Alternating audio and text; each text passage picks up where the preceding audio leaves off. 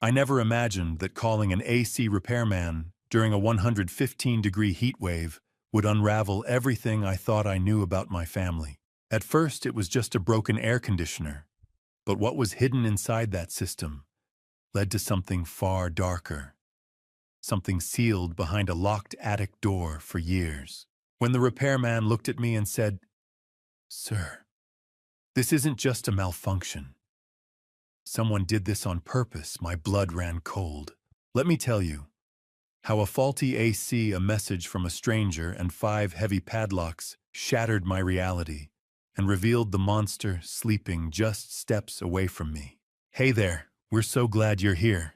Before we dive in, please consider liking this video, subscribing to the channel, and letting us know your location in the comments. It helps us grow this community. Important note, this account features fictionalized aspects intended for entertainment and educational exploration. Any resemblance to actual individuals or settings is unintentional, yet the underlying message carries significant value worth reflecting on. My name is Robert Mitchell, and for 68 years I thought I understood the people closest to me. I believed I could read my wife's smile, sense my children's needs, and trust the man who called me Dad, even though he married into the family.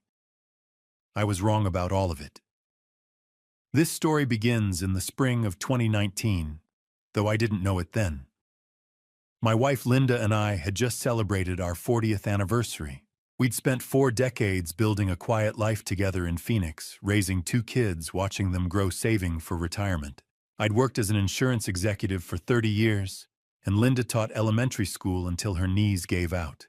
We had the kind of marriage people call comfortable, which is another way of saying we knew each other's rhythms so well we didn't need to speak to understand. That spring, Linda started complaining about headaches. At first she brushed them off as stress rubbing her temples while we watched the evening news. Then came the fatigue. She'd collapse on the couch after grocery shopping, too exhausted to put away the milk. I urged her to see a doctor. She went through blood work scans, even a neurologist visit. Everything came back normal. The doctors chalked it up to aging, maybe early hypertension. They prescribed rest and a low-sodium diet.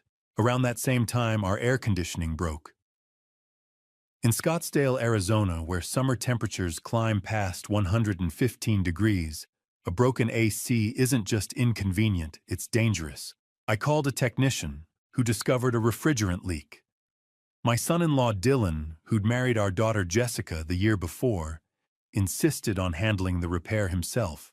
"I'm an HVAC engineer," he reminded me with a grin. "Save yourself a few $100. I didn't argue. Linda's condition worsened over the following months. The headaches became relentless. She grew dizzy, nauseous. Some mornings she'd wake up confused, asking me what day it was. I begged her to see doctors again, but she waved me off. "I'm just tired, Robert. We're getting old." In November 2019, I woke up to find her lying still beside me. She'd passed away in her sleep. The medical examiner ruled it heart failure. I was devastated, but didn't question it. Linda had been tired for so long. I thought her heart had simply given out. Jessica and Dylan were incredible during that time. They organized the memorial service, fielded calls from relatives, helped me sort through Linda's belongings. Dylan cooked meals for me, drove me to appointments when grief made it hard to function. Jessica would sit with me in the evenings, holding my hand while I cried. I don't know how I would have survived without them. Our son Marcus was harder to reach. He'd moved to Alaska years earlier to work on an offshore oil rig, dangerous, high-paying labor that kept him away for months. He made it home for Linda's service, stayed a week, then flew back north. I could see the grief in his eyes, but he never talked about feelings. That was the last time I saw him in person. By early 2020, I was living alone in the house Linda and I had shared for 3 decades. Every room reminded me of her. The silence was unbearable.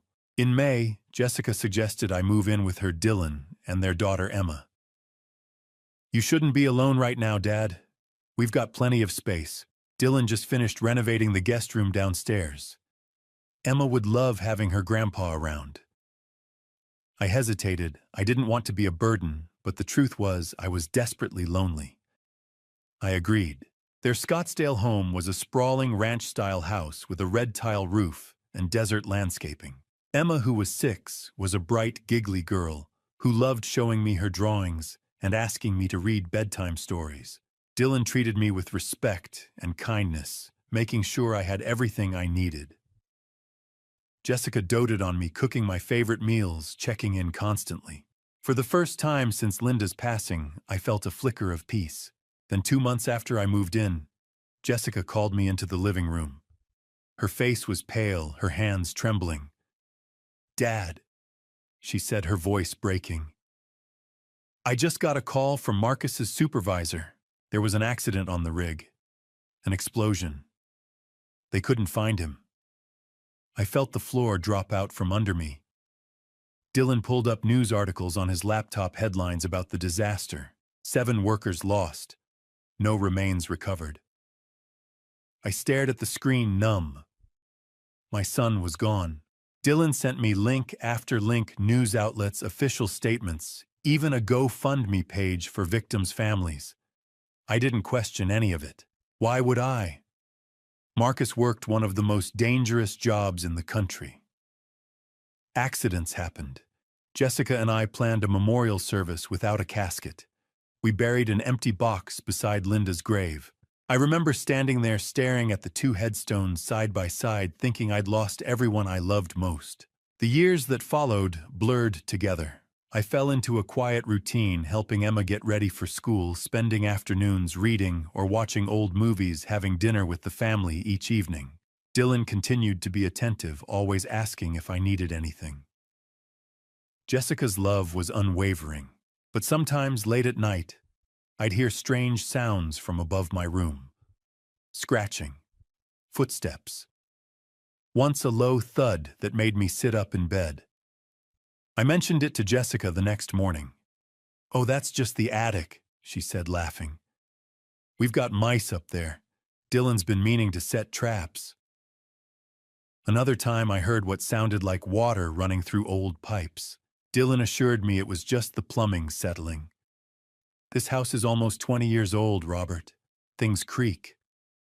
I believed him. Why wouldn't I? I never went up to the attic myself. The pull-down ladder was steep, almost vertical, and Dylan had warned me it wasn't safe for someone my age. "Last thing we need is you taking a fall, Dad," he'd say with a smile. So I stayed downstairs, content in my little corner of their home, never questioning the sounds above my head, never suspecting that the man who called me Dad had already taken everything from me and was planning to take even more. The heat woke me before the sun did.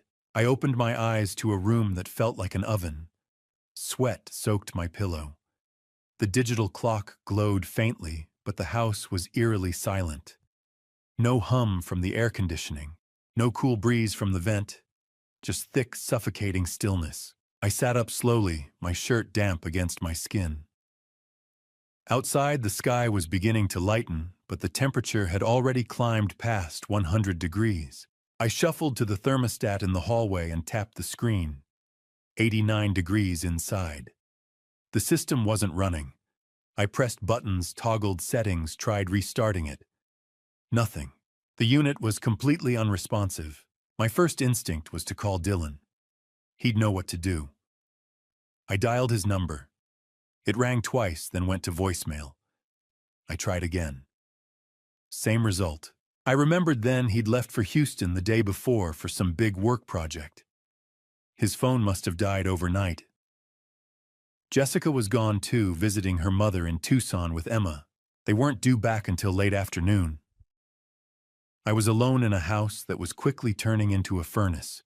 By the time the sun fully rose, the temperature inside had reached 94 degrees. I'd opened every window, set up fans, even filled a bucket with ice water to soak my feet in. None of it made a difference. Without air conditioning, the house would become uninhabitable within hours. I had no choice. I needed to call a repair company.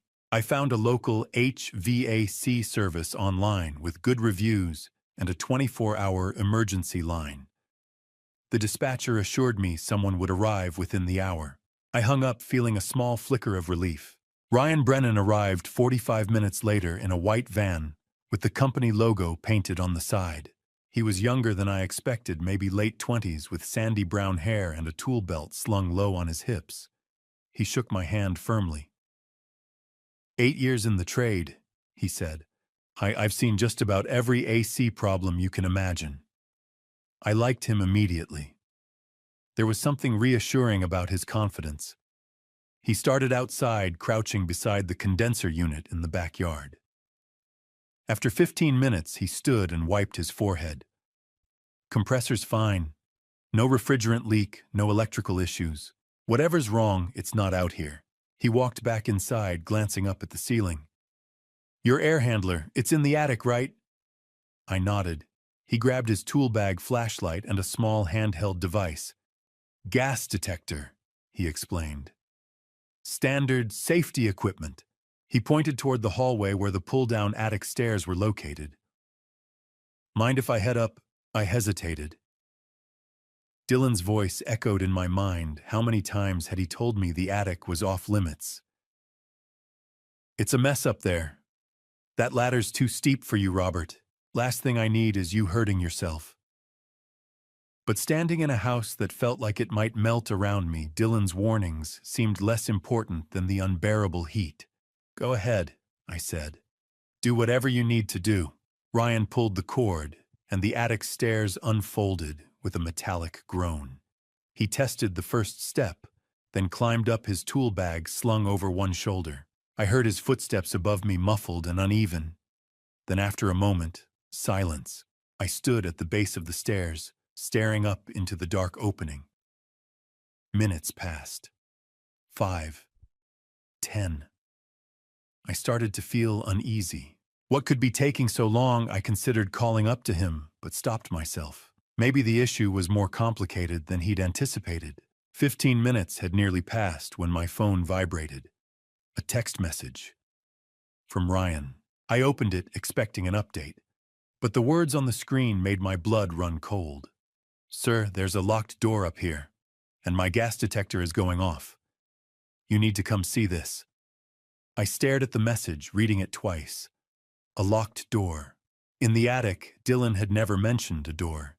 He'd told me the attic was just storage boxes, old furniture, HVAC equipment. Nothing about a room, nothing about a lock. And the gas detector. Why would there be gas in the attic? My hands began to shake.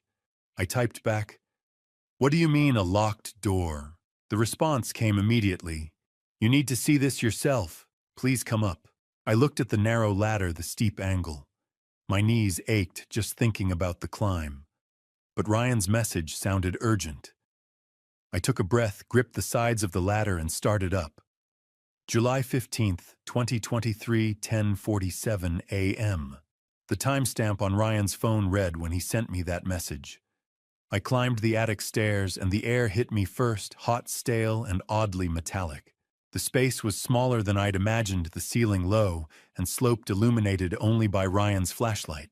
He was standing near the far wall, the gas detector in his hand, emitting a steady, high-pitched beep. When he heard me reach the top, he turned. His face was pale.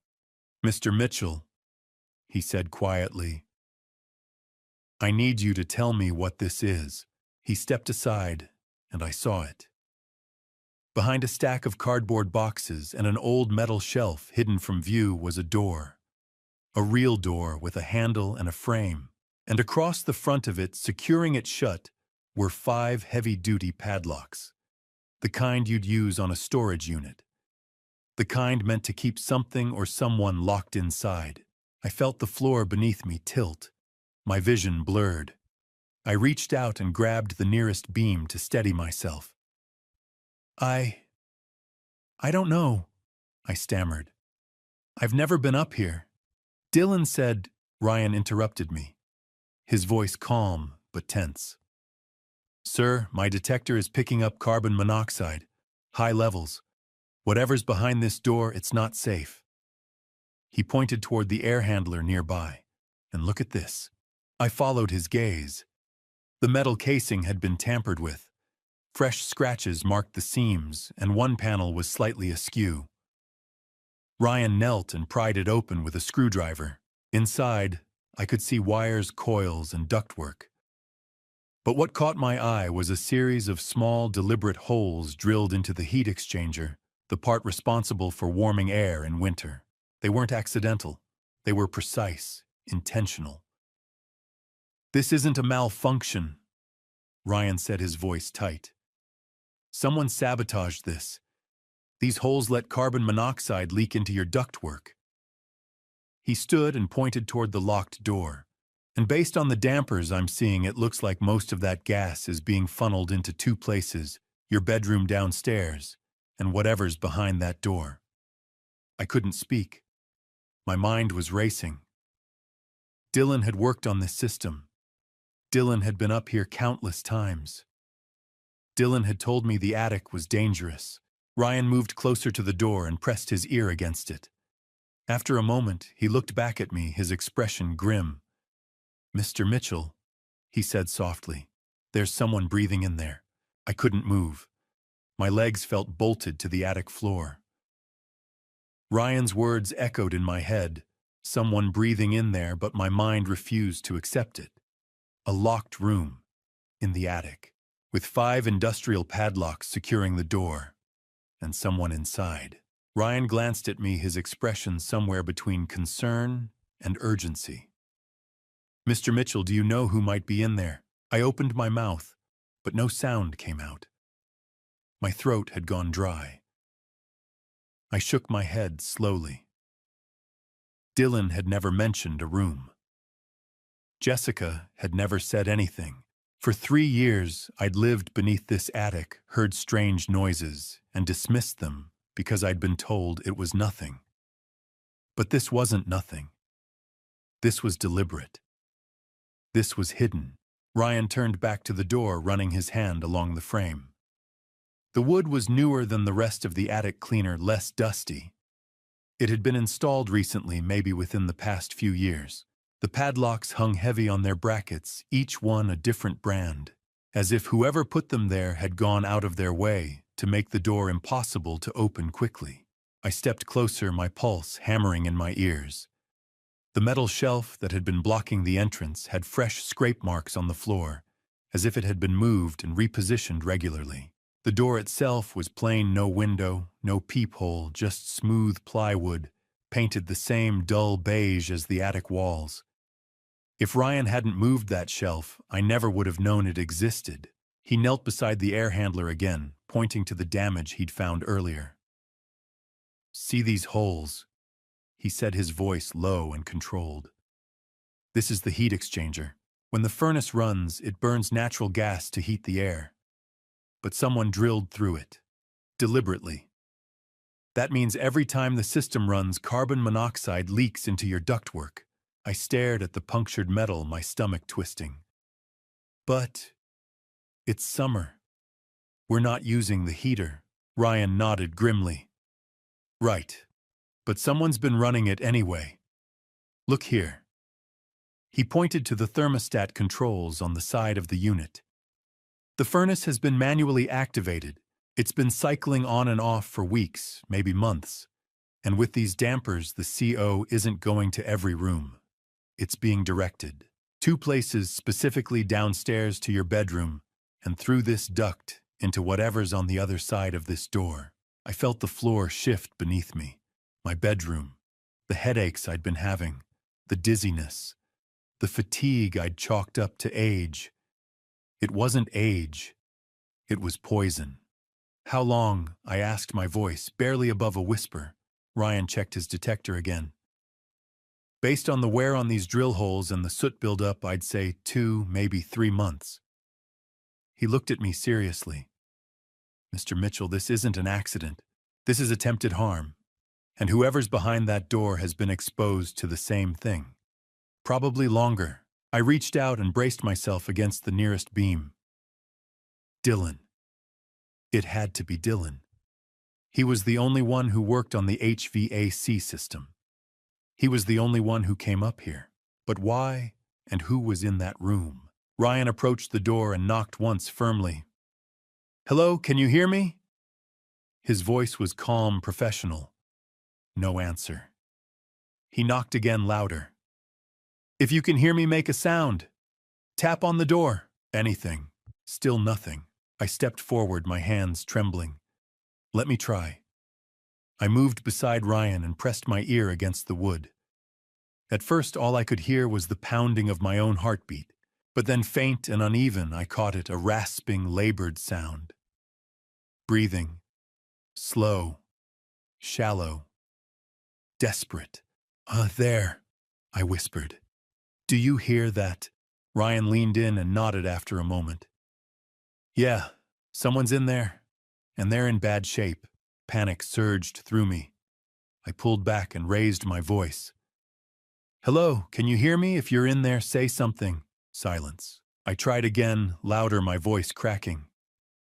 "Please, if you can hear me, let me know. We're going to help you." Nothing. Just that same faint, struggling breath. Ryan reached for his phone. "I'm calling the authorities.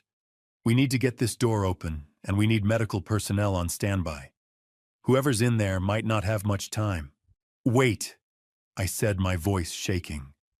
I pressed my hand flat against the door, feeling the rough wood beneath my palm. "Please," I said, softer now. "If you can hear me, just try. One word. Anything." For a long moment, there was nothing. Ryan had his phone halfway to his ear, ready to dial. The attic was so quiet I could hear the faint buzz of flies somewhere in the rafters, and then so soft I almost missed it, a voice.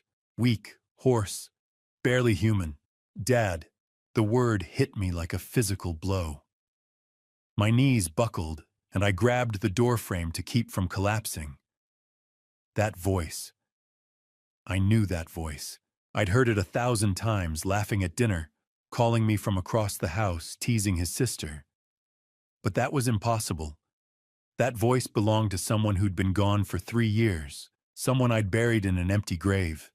"Dad, is that you?" My chest seized. I couldn't breathe, couldn't think. I pressed my forehead against the door, tears streaming down my face. "Marcus," I choked out. "Marcus, is that you?" There was a pause, a cough. And then so faint I barely heard it. "Yeah, it's me." The attic seemed to tilt. My vision blurred. Ryan was saying something beside me, but I couldn't process the words. All I could hear was my son's voice. My son, who I thought had been lost in an explosion 3 years ago. My son who I'd mourned, who I'd cried for, who I'd believed was gone forever. He was here. He'd been here the whole time. Locked behind a door, breathing poison, barely alive. And I'd lived in the same house just 1 floor below, never knowing. My legs gave out. One moment I was standing, the next I was on my knees, gripping the attic floor. The wood was rough under my palms, splinters digging into my skin, but I barely felt it. All I could hear was my son's voice, weak and broken, echoing in my head. Ryan grabbed my shoulder, steadying me. "Mr. Mitchell, breathe. Just breathe." But I couldn't. Marcus was alive. My son, who I'd mourned and said goodbye to, was locked behind a door 15 feet away. And I'd been living here eating breakfast with the man who'd done this. Ryan's voice cut through the fog. "We need to get help. Now." He was already pulling out his phone, but I held up a trembling hand. "Wait," I managed. Let me call Dylan first." I pulled my phone from my pocket, nearly dropping it. My hands were shaking so badly I could barely unlock the screen, but I needed to hear Dylan's voice. I needed him to tell me this was a mistake. I dialed. It rang once, twice, 3 times, then voicemail. His voice calm and professional. "You've reached Dylan Reeves. Leave a message and I'll get back to you." I hung up and called again. Same result. A 3rd time. Nothing. Ryan watched me, his face tight with concern. "He's not answering." I shook my head, feeling something cold settle in my stomach. Dylan always answered, unless he already knew, unless he was avoiding this exact moment. "I call your daughter," Ryan said quietly. "She needs to know what's happening." I scrolled to Jessica's name and pressed the button. She answered on the second ring. "Dad." "What's wrong?" Her voice sounded normal, concerned but not panicked. I forced the words out. "Jessica Marcus is alive." Silence. 3 seconds of absolute suffocating silence. When she finally spoke, her voice was shaking. "Dad, what are you talking about? Marcus passed away 3 years ago." "No." The word burst out of me. "He's here, Jessica. He's locked in the attic. There's a door, 5 padlocks, and I heard his voice. He's been here this whole time." Another pause, then quieter, almost a whisper. That's not possible." Ryan found him, the repair technician. "He found a door and a CO leak, and Marcus is in there." "Jessica, what has Dylan done?" I heard her breath catch. When she spoke again, her voice was different, tighter, panicked. "Dad, listen to me. Don't open that door. Do you hear me? Don't touch it." "What?" "I'm just wait. Wait for Dylan to get home. He'll explain. Don't do anything until he gets back." I stared at the locked door, at the 5 padlocks, at the duct pumping poison into the room where my son was barely breathing. "Are you serious right now? Jessica Marcus is dying in there. Dad, please." Her voice cracked, and I realized she was crying. But it wasn't shock or relief. It was fear. Raw, desperate fear. "Let Dylan handle this. He'll fix it. Just don't open the door. I'm coming home right now. I'll be there in 2 hours. Just wait for me." Something snapped inside me. "You knew." "What?" "Sure, you knew." I repeated, my voice colder than I'd ever heard it. "You knew Marcus was in there." "No, Dad, you've been lying to me for 3 years. You helped Dylan fake his death. You helped him lock Marcus in that room. You stood next to me at his memorial and cried, and you knew the whole time." "Dad, it's not like that." "Then what is it like, Jessica?" I was yelling now, my voice breaking. "Tell me." She was sobbing openly now, her words tumbling out in a rush. "Dad, I didn't want this. I didn't know it would go this far. Dylan said it was temporary, that we just needed time, that Marcus was trying to take everything from us. So you locked him in a room and poisoned him. I didn't know about the CO. I swear I didn't know. Dylan said he was just keeping him out of the way until we figured things out. But I didn't know about the poison, Dad, I swear." I didn't let her finish. I ended the call and threw the phone across the attic. My whole body was shaking. Jessica, my daughter. She'd known. For 3 years she'd known, and she'd said nothing. Ryan was still beside me, his expression grim. "Mr. Mitchell," he said carefully, "we need to call for help. Right now." I nodded. Ryan picked up my phone, checked it still worked, and handed it back. "Call 911. Tell them everything." My hands were still shaking as I dialed. The line rang once before a woman's voice answered. 911, what's your emergency?" I took a breath. "My name is Robert Mitchell. I'm at 472 East Larkspur Drive in Scottsdale. My son is locked in the attic of my daughter's house. He's been there for 3 years. There's a carbon monoxide leak, and he's in critical condition. We need police and paramedics immediately. Can you confirm the address, sir?" 472 East Larkspur Drive, Scottsdale, Arizona. "Is your son conscious?" "I don't know. I spoke to him through the door. He responded, but he sounded very weak." "Is the door locked?" "Yes. There are 5 padlocks on it. We can't get in without cutting them off. I'm dispatching officers and emergency medical services to your location right now. They'll be there within 10 minutes. Can you stay on the line?" "Yes." Ryan stepped closer, holding up his own phone. The screen was recording. "I've been documenting everything. The door, the CO levels, the sabotaged system, your call with your daughter. All of it. I looked at him, feeling gratitude I couldn't put into words. This stranger had just become the only person I could trust. "Thank you," I whispered. He nodded. "Your son's going to need every piece of evidence we can give them." The dispatcher's voice came through again.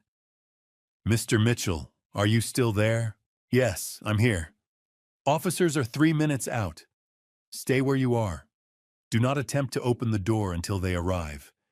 Do you understand?" "Yes."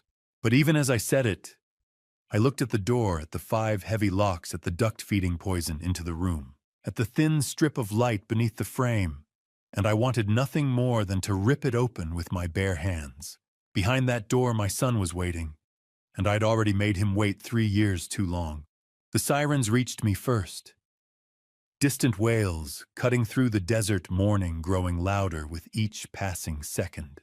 I was still in the attic, still on my knees beside that locked door, the dispatcher's voice a steady murmur in my ear.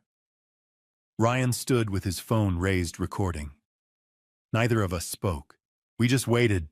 12 minutes after I'd made the call, I heard car doors slamming outside, followed by heavy footsteps on the stairs. The pull-down ladder groaned as someone climbed up. A flashlight beam swept across the attic, and 2 figures emerged. The first was a woman, maybe mid-40s, with dark hair pulled back in a tight bun. She wore the tan uniform of the Scottsdale Police Department. "Mr. Mitchell, I'm Officer Davis. This is Officer Foster. We're going to take it from here, all right?" I nodded, unable to speak. Davis turned to Ryan. "You're the technician who called this in?" "Yes, ma'am." Ryan gestured toward the air handler. "I was here to fix the AC, found that door hidden behind the shelf. My gas detector picked up elevated carbon monoxide levels. The system's been sabotaged. Someone drilled holes in the heat exchanger and redirected the CO into this room and the bedroom downstairs." I heard breathing on the other side of the door. Davis's expression hardened. She moved to the door, pressing her ear against it, then knocked firmly. "This is the Scottsdale Police Department. If you can hear me make a sound..." Silence. Foster stepped forward, listening. "I hear something. Breathing. Very faint. Whoever's in there isn't in good shape." Davis pulled her radio. "Dispatch, this is Unit 12. We've got a confirmed entrapment situation. Subject is unresponsive but breathing. Requesting paramedics immediately." Foster pulled out massive bolt cutters from his duffel bag and positioned himself in front of the first padlock. He braced the handles against his chest and squeezed. The metal groaned but held. He adjusted his grip and tried again. With a sharp crack, the shackle snapped. One down. The second lock was even larger. Foster bore down with all his weight. After what felt like an eternity, the lock gave way with a metallic snap. 2 down. I watched my hands clenched so tightly my knuckles ached. Every second felt like an hour. Behind that door, Marcus was barely breathing. The third lock took longer. Davis stepped in, taking over. She positioned the jaws, braced her legs, and pulled with everything she had. The lock finally gave. 3 down. By now, the paramedics had arrived. 2 men in dark blue uniforms climbed into the attic carrying medical bags and a collapsible stretcher. One glanced at Ryan's CO detector. "What are the levels?" 40 parts per million when I first checked, Ryan said. The paramedic pulled an oxygen tank from his bag, readying a mask. "We'll need to get him out fast." Davis worked on the 4th lock for nearly 5 minutes before Foster took over. Together, they finally snapped it. 4 down. Foster positioned the cutters around the final padlock, the largest one. He squeezed the handles, his arms shaking. The metal groaned, but didn't break. He tried again, and again. On the 3rd attempt, the lock finally gave way with a sound like a gunshot. 5 down. Davis grabbed the door handle and pulled.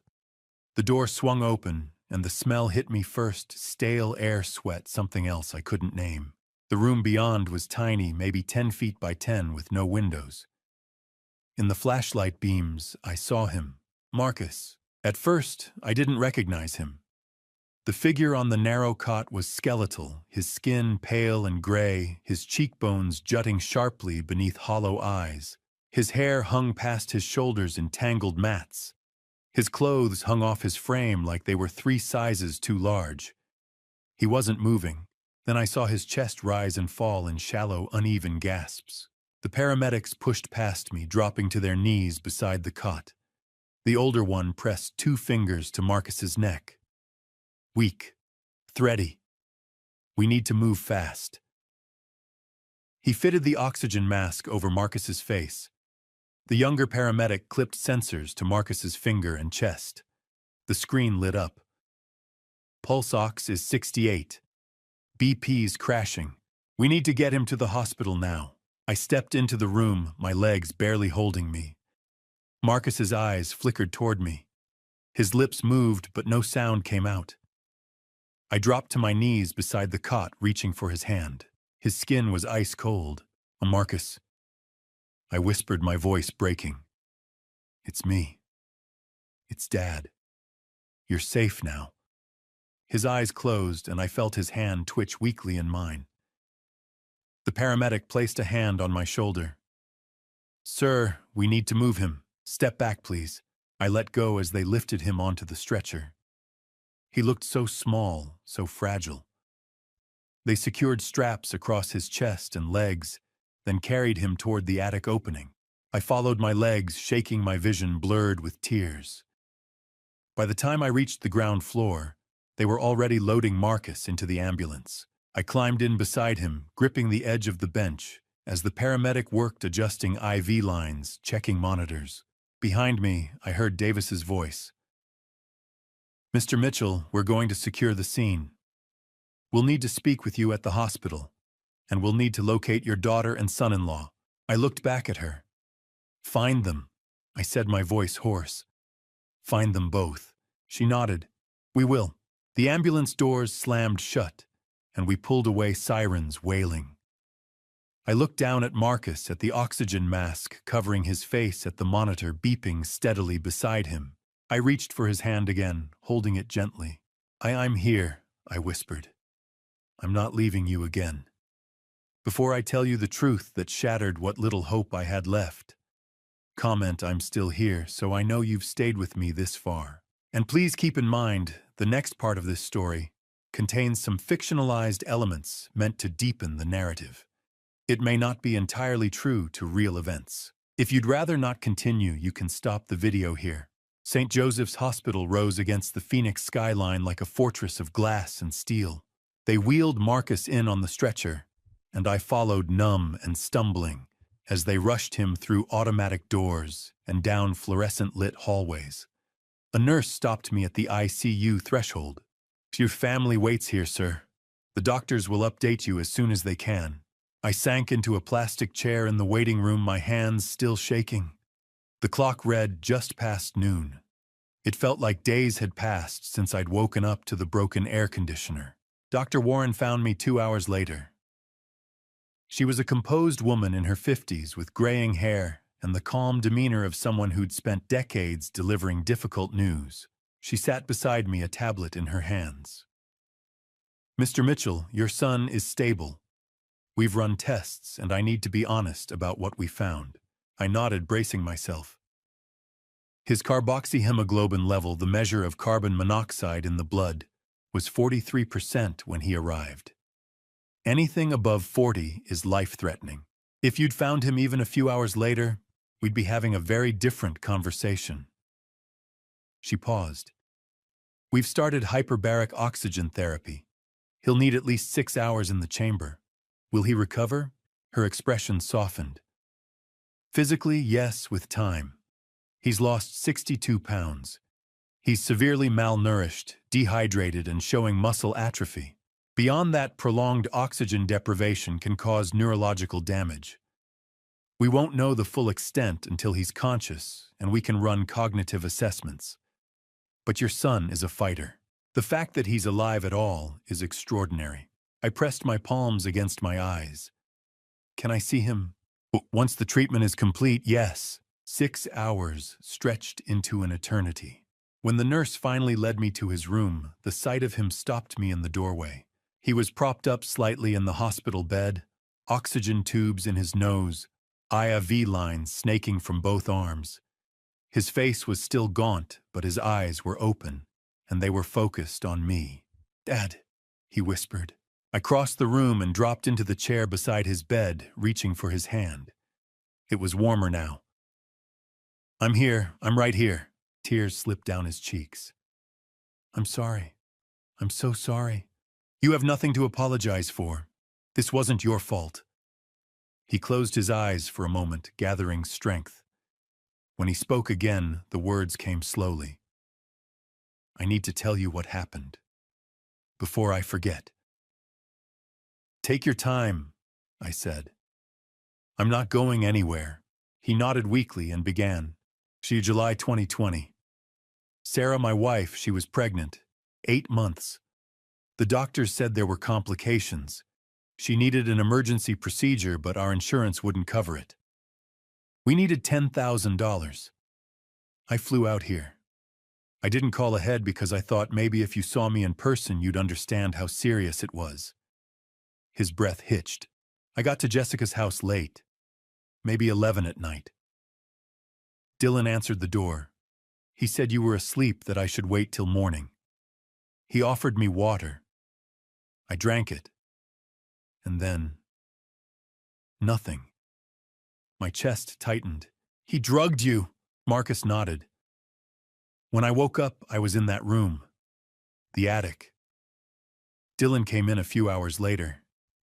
He stood in the doorway and told me I came here to take what was his, that you had money, property, everything he and Jessica deserved. He said if I screamed, if I tried to get your attention, he'd make sure something happened to you. He said he'd do it in a way no one would question. And I believed him. He threatened me to keep you quiet. Every day. He'd bring food once a day, just enough to keep me alive. A bowl of something through a slot in the door. A bottle of water. There was a bucket in the corner for everything else. No window. No light except when he opened the door. I tried to break it. I threw myself against it, kicked it, tried to pry the hinges. Nothing worked. I screamed until my voice gave out, but Dylan would just turn on music. Loud. And Jessica. Whenever you heard me, she'd tell you it was mice, or pipes, or the house settling. She knew, I said quietly. She knew the whole time. Marcus's eyes filled with fresh tears. After a year, I stopped trying. I just gave up. The room was silent except for the steady beep of the heart monitor. Marcus continued, his voice growing weaker. 2 months ago, something changed. I started waking up with headaches. Bad ones. I felt dizzy all the time, nauseous. My chest hurt. I didn't know it was carbon monoxide until Dylan told me. His gaze met mine, hollow and broken. He came up one day and said, "You know what's funny? I did this before. To Linda, 2019. Rerouted the CO from the heating system right into her bedroom. Took 6 months, but nobody suspected a thing. Heart failure, they said." He laughed, Dad. He actually laughed. And then he said, "This time I'm doing it to both of you. The old man downstairs and you. When you're both gone, everything goes to Jessica. And I'll finally have what I deserve." The air left my lungs. Linda, my wife. Dylan hadn't just imprisoned my son, he'd taken her from me too. And I'd never known.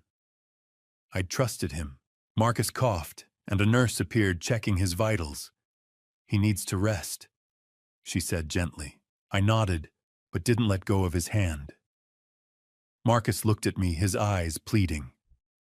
"Dad, I thought I was going to die in that room. I thought I'd never see you again. I thought Sarah would think I abandoned her. You're safe now," I said, my voice thick with emotion. Sarah's going to know the whole story, and Dylan is going to answer for every single thing he's done. Marcus closed his eyes, exhausted. He said he'd get away with it, that he always does. I leaned closer, my voice steady despite the storm raging inside me. He won't. Not this time. Detective Santos arrived as the sun was setting, her silhouette framed in the doorway of Marcus's hospital room. She was a compact woman in her 40s, dark hair pulled into a severe bun, wearing a charcoal blazer. Her badge hung from a lanyard around her neck. "Mr. Mitchell, I'm Detective Elena Santos with the Phoenix Police Department. I need to take your son's formal statement if he's able." She glanced at the monitors beside Marcus's bed. "I know this is difficult timing, but the sooner we document everything, the stronger our case will be." Marcus nodded weakly. "I can do it." I started to stand, but Santos gestured for me to stay. "You're welcome to remain, Mr. Mitchell. In fact, I'll need to speak with you as well." She pulled a chair closer, setting a leather notebook and a small recording device on the side table. "This is being recorded for accuracy. Marcus, can you confirm your full name and date of birth for the record?"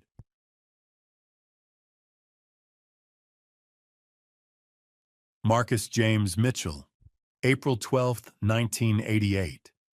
And can you confirm that Dylan Reeves held you against your will from July 2020 until today, July 15th, 2023?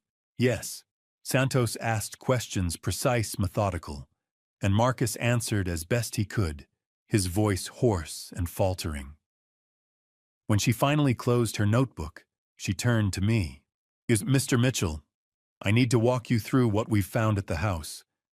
Our forensics team has been there since this morning." She pulled a tablet from her bag and swiped the screen. First, we found Dylan Reeves's laptop in a home office. It contained files that are troubling." She turned the screen toward me. I saw a screenshot of a website that looked almost identical to a major news outlet, but the headline made my stomach drop. "7 workers lost in offshore rig explosion, Alaska." The article described a disaster at an oil platform. Marcus's name was among the victims. "This is a fabricated website," Santos said quietly.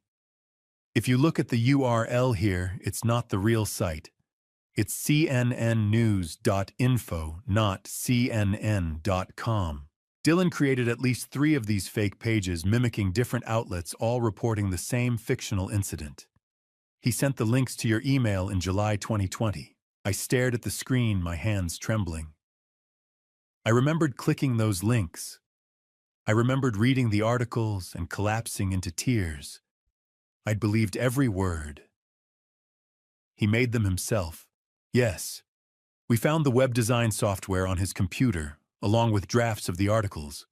He spent weeks perfecting them. I couldn't speak. I'd mourned my son because of lies Dylan had crafted on a laptop, Santos continued. We also documented the HVAC system in the attic. The technician Ryan Brennan was right. Someone deliberately sabotaged the furnace.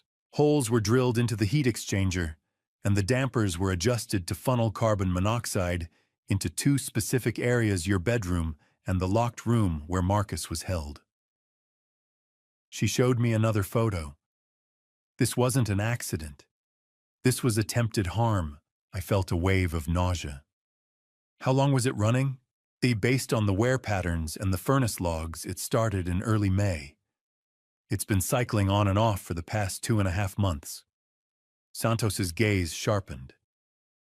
"Mr. Mitchell, did you experience any symptoms during that time?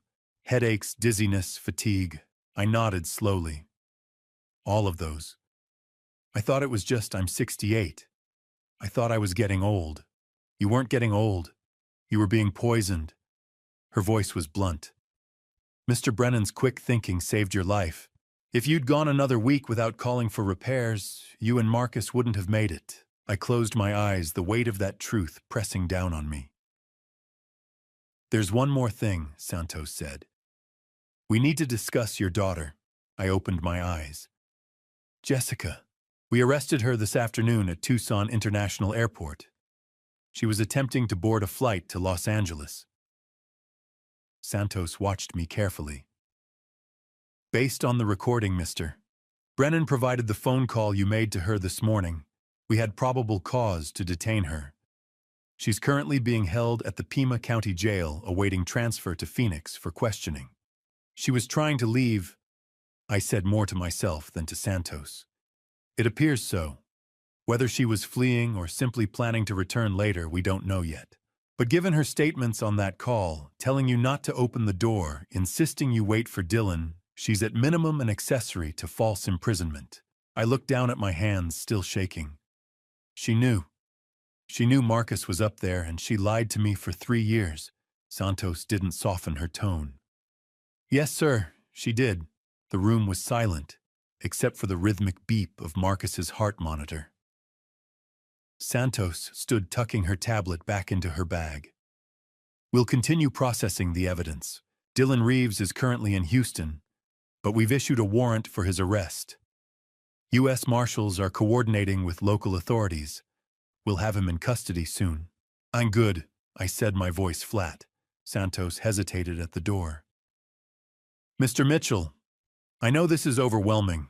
If you need anything, resources, victim advocacy counseling, let us know. Thank you, I managed. She nodded and left. Marcus shifted slightly in his bed, his eyes on me. Dad, are you okay? I almost laughed at the absurdity of the question. He was the one who'd been locked in an attic for 3 years, and he was asking if I was okay.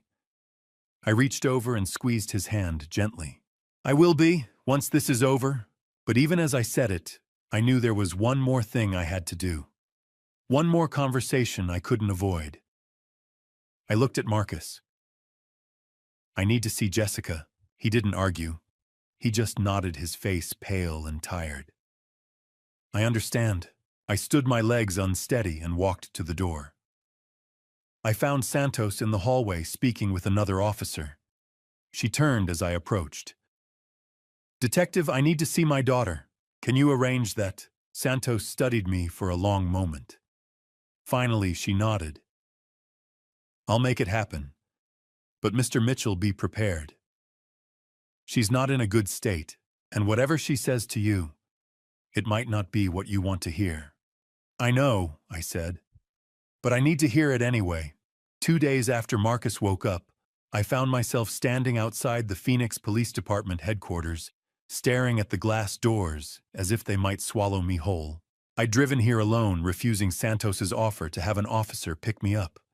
I needed the time to prepare myself. Inside, the lobby smelled like industrial cleaner and stale coffee. Santos met me at the security desk. Mr. Mitchell, are you sure you're ready for this? I nodded, though I wasn't sure of anything anymore. She led me through a maze of hallways. We stopped in front of a door marked Interview Room 3. Santos turned to me, her voice low. She's been here since yesterday. She's fragile. I'll be in the room with you, but this is your conversation. If you need to stop at any point, just say so. I won't need to stop. Santos opened the door. The room was small and cold, lit by harsh fluorescent lights. A metal table sat in the center, bolted to the floor. Jessica sat in one of the chairs, her wrists cuffed in front of her, her hands resting on the table. She looked up as I entered, and the moment our eyes met, she crumbled. Dad! She choked out, tears streaming down her face. Dad, I'm so sorry. I'm so sorry. I sat down across from her. Santos took a position near the door, watching. I didn't say anything. I just looked at Jessica. Her hair was tangled, her eyes red and swollen, her face pale and drawn. She looked like she hadn't slept in days. Dad, please, she whispered. Say something. I leaned back in my chair, keeping my tone flat.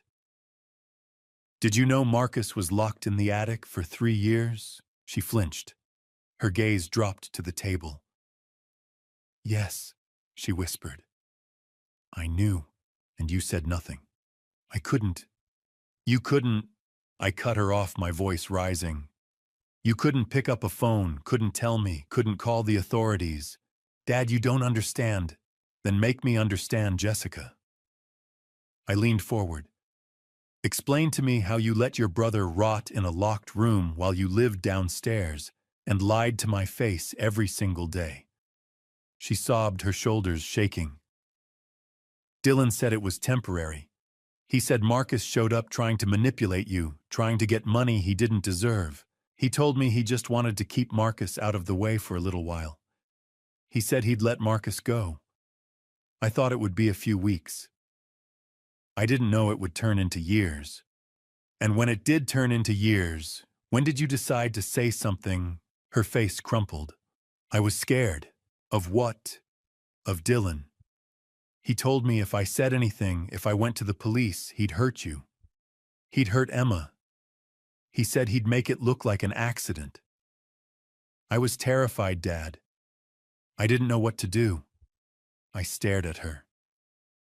So you chose to protect yourself and Emma, and you let Marcus suffer.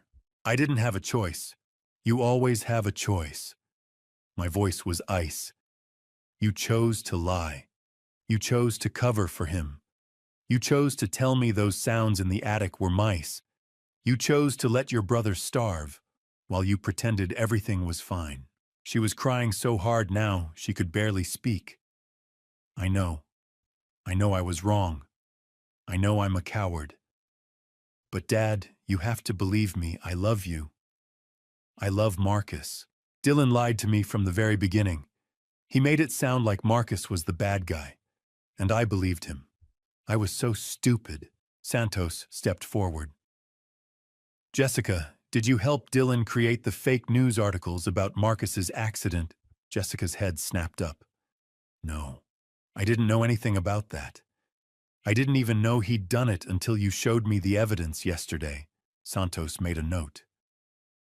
But you did help him keep Robert away from the attic. You told your father those noises were nothing. That makes you an accomplice to false imprisonment. Jessica's face went pale. I didn't think of it that way. I just did what Dylan told me to do. Because you were afraid of him, Santos pressed. Yes. Jessica's voice was barely audible. I was afraid of what he'd do if I didn't. I watched her searching for any sign of the daughter I used to know. But all I saw was a stranger, a woman who'd chosen fear over courage, complicity over truth. I stood pushing my chair back, had weight. Jessica reached out as far as the cuffs would allow. Please don't leave. Please. I looked down at her, and for the first time in my life, I felt nothing when I looked at my daughter. No love, no anger, just emptiness.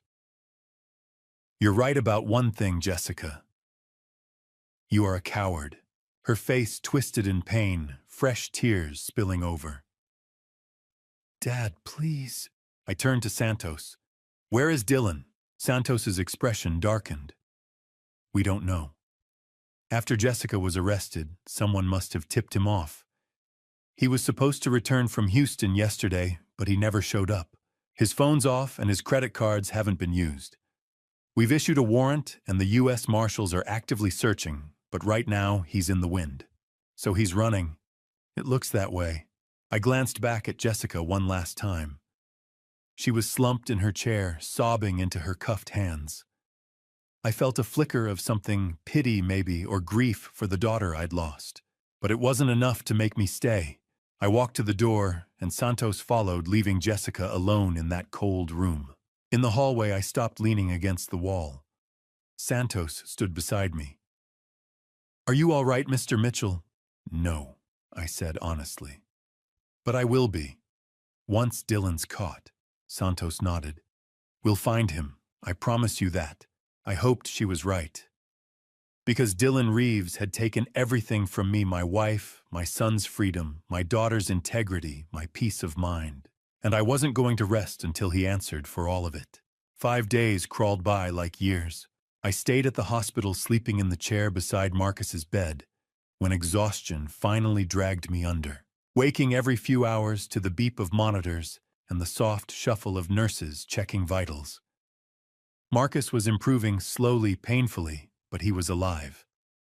Doctor. Warren stopped by each morning, her updates cautiously optimistic. His oxygen levels are stabilizing, she said on the third day.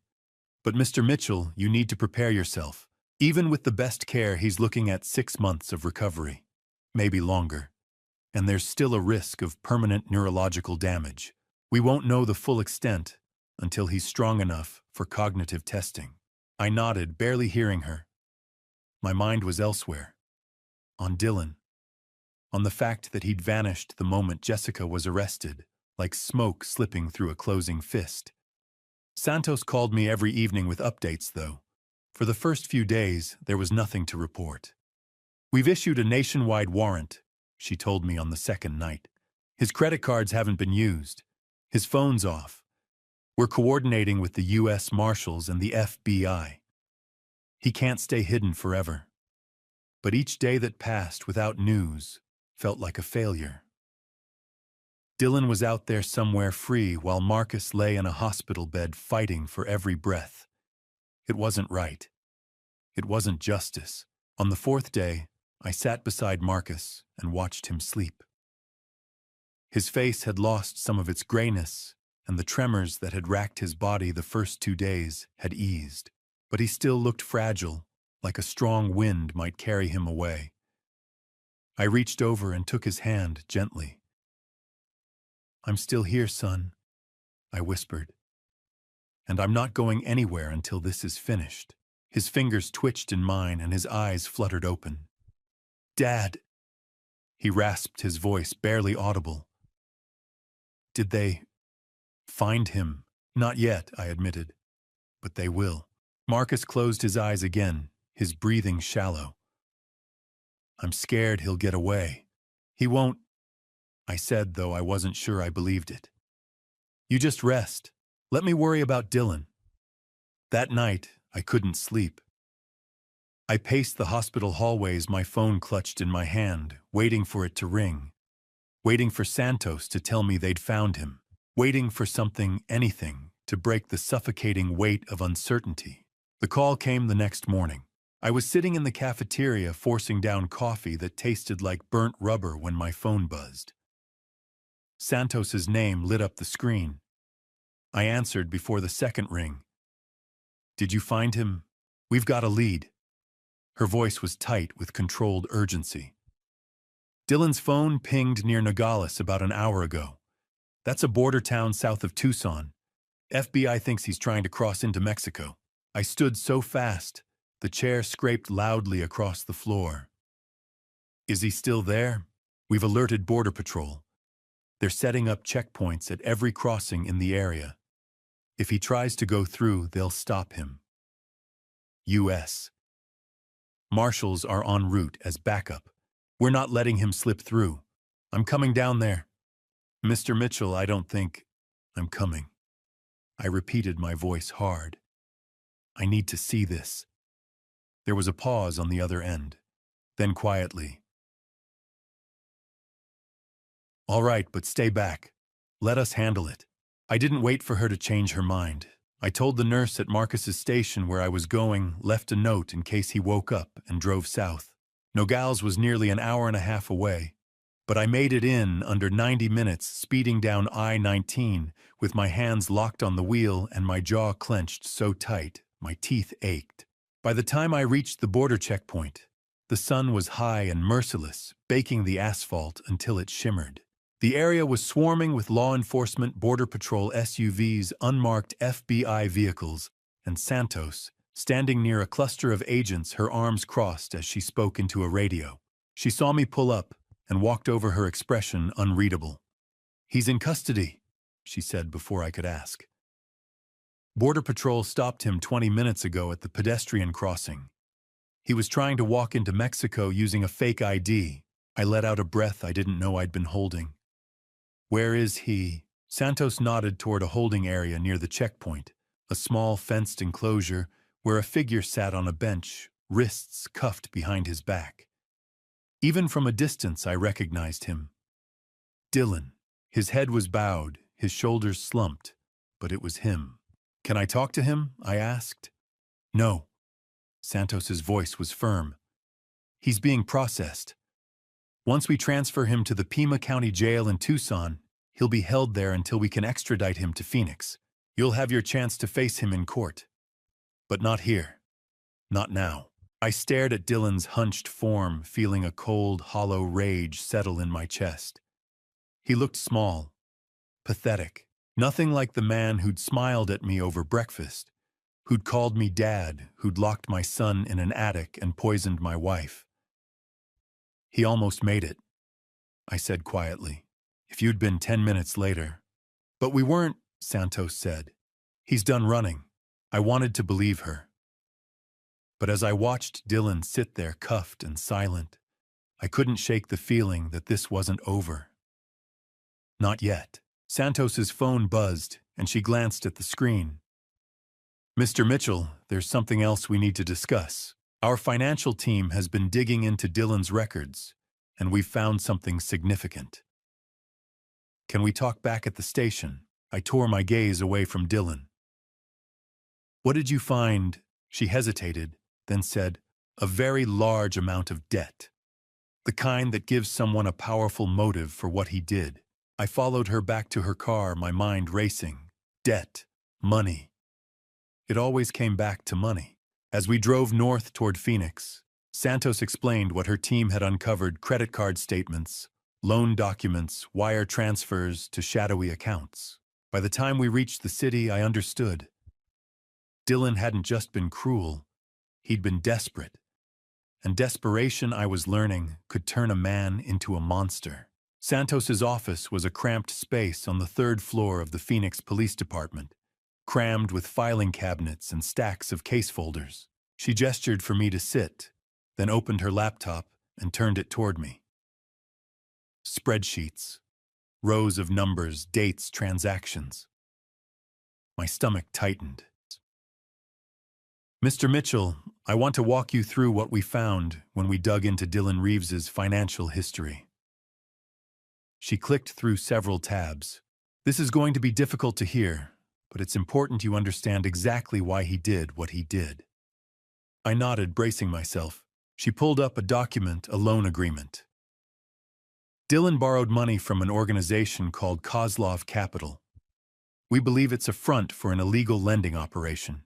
Loan sharks, who target individuals with poor credit or gambling problems. Gambling. I repeated the word, tasting bitter. Yes. Online poker sports betting. We traced his accounts back to 2021.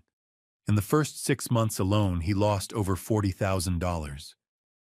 She scrolled down, showing me transaction after transaction. When he ran out of his own money, he turned to Kozlov. They lent him $50,000 initially. The terms were brutal interest rates, around 25% per month compounding. When he couldn't make payments, the debt ballooned. She clicked to another page, a timeline. I watched the numbers climb: 60,000, 80,000, 120,000.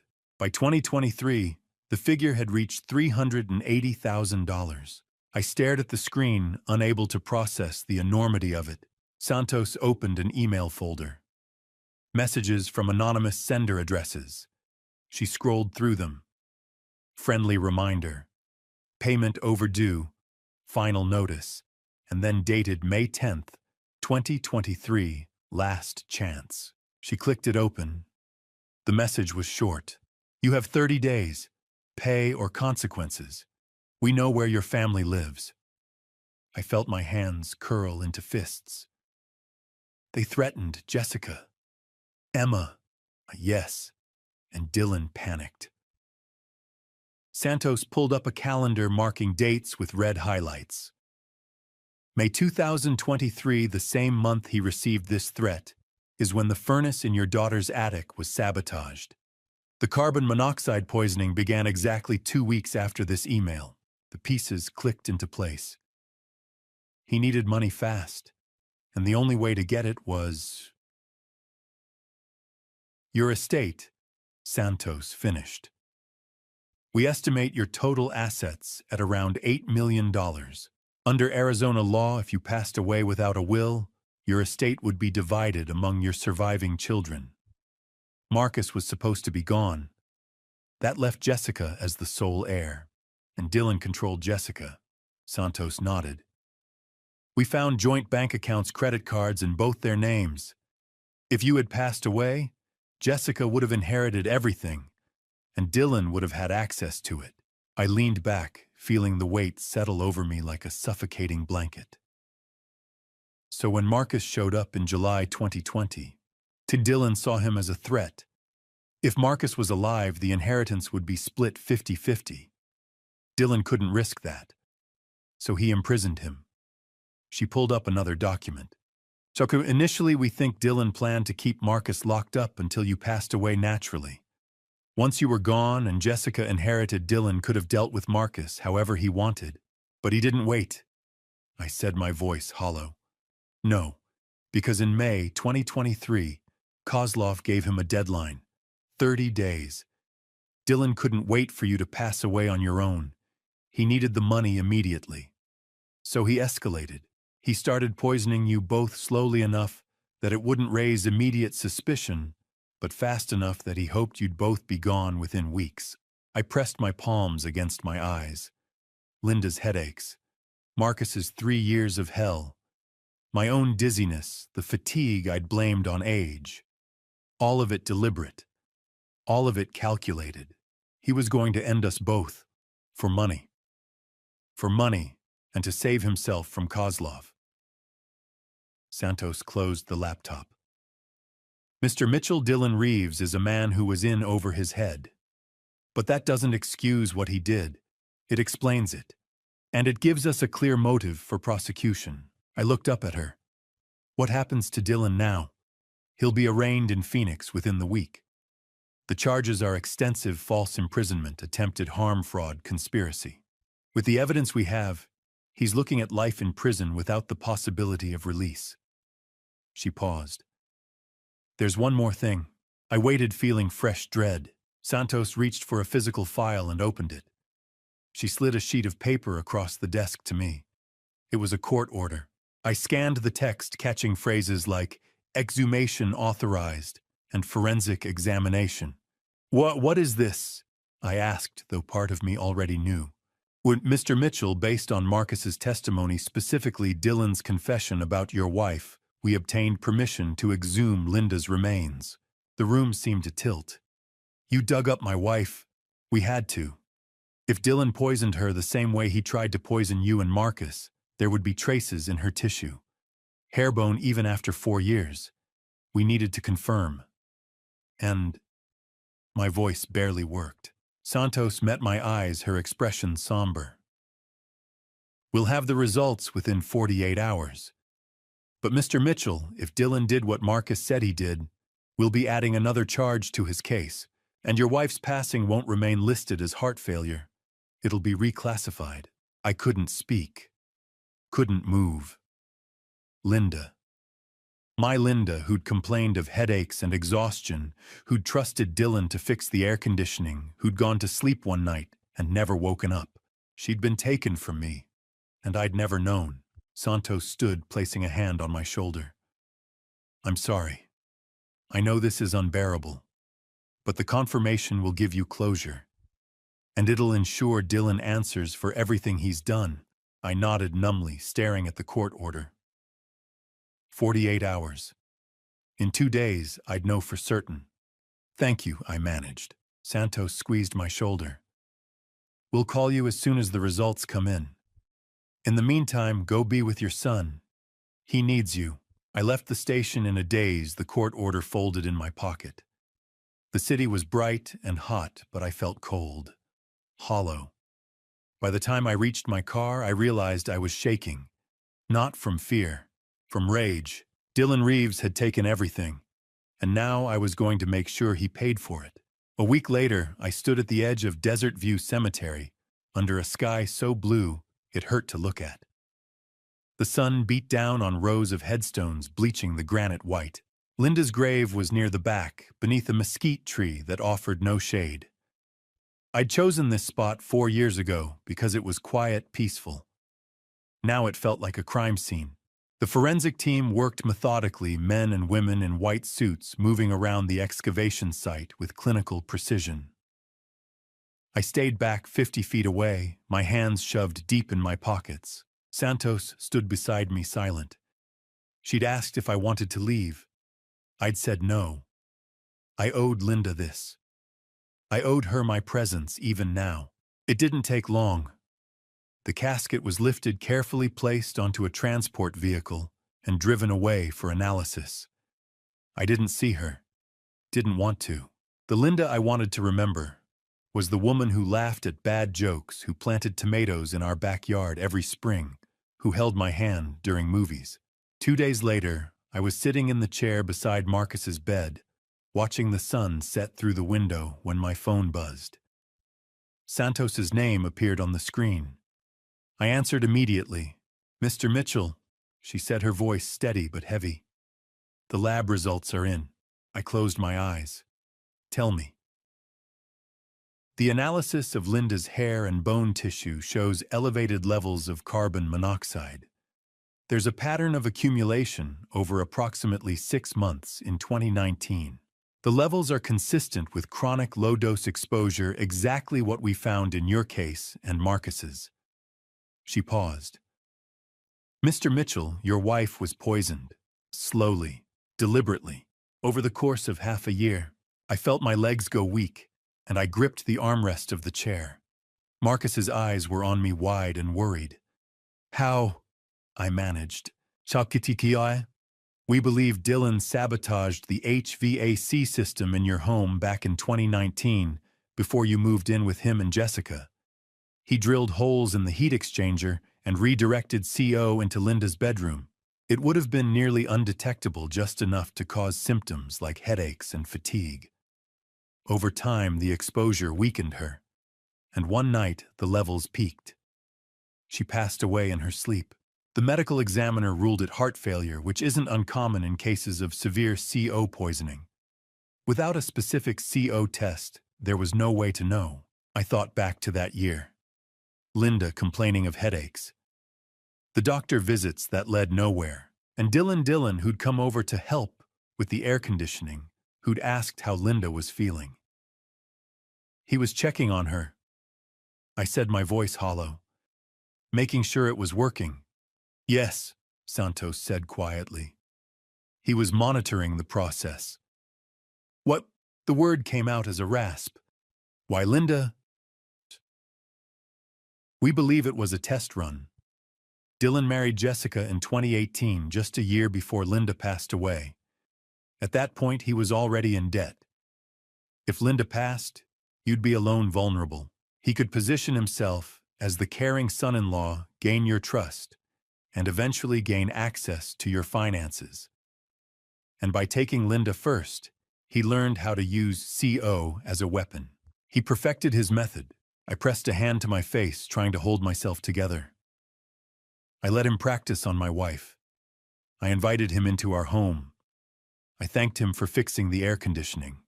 "Mr. Mitchell, you couldn't have known. Dylan is a master manipulator. He fooled everyone, doctors, neighbors, even the police at the time. You're not at fault here." But I was. I'd let Linda suffer for 6 months, thinking it was stress or age. I'd let her pass away in our bed while I slept in the next room, oblivious. I'd mourned her, buried her, and moved on, never once suspecting that the man sitting across from me at Thanksgiving had taken her life. "Mr. Mitchell." Santos's voice pulled me back. "Are you still there?" "Yeah," I said, though my voice didn't sound like my own. "I'm here. There's one more thing. With this new evidence, we're amending Dylan's charges. He'll now face 3 counts of attempted harm, 1 for Linda, 1 for you, and 1 for Marcus. Combined with the false imprisonment charge for Marcus, he's looking at life in prison without the possibility of release. The district attorney is confident we have an airtight case." "Good," I said. It was the only word I could manage. Santos was quiet for a moment. Then gently, "I know this doesn't bring her back, but it means Linda's passing won't remain listed as heart failure. She'll be recognized as a victim. And Dylan will answer for what he did to her. I nodded, even though she couldn't see me. Thank you. Take care of yourself, Mr. Mitchell, and take care of your son. I ended the call and sat there staring at the phone. Marcus was watching me, his face pale. Dad, he said quietly. Was it? Yeah, I said, my voice breaking. It was him. He took her. Marcus's eyes filled with tears, and he looked away, his hands trembling. I'm sorry, Dad. I'm so sorry. It's not your fault, I said. But they felt hollow. Because someone was at fault, and that someone was locked in a cell waiting for trial. I stood and walked to the window, looking out at the city lights beginning to flicker on in the dusk. Somewhere out there, Dylan Reeves was sitting in a jail cell, probably thinking he could talk his way out of this. But he couldn't. Not this time. Linda was gone. But her memory wouldn't be buried under lies anymore. And Dylan would spend the rest of his life paying for what he'd done. I made myself a promise standing there in that hospital room.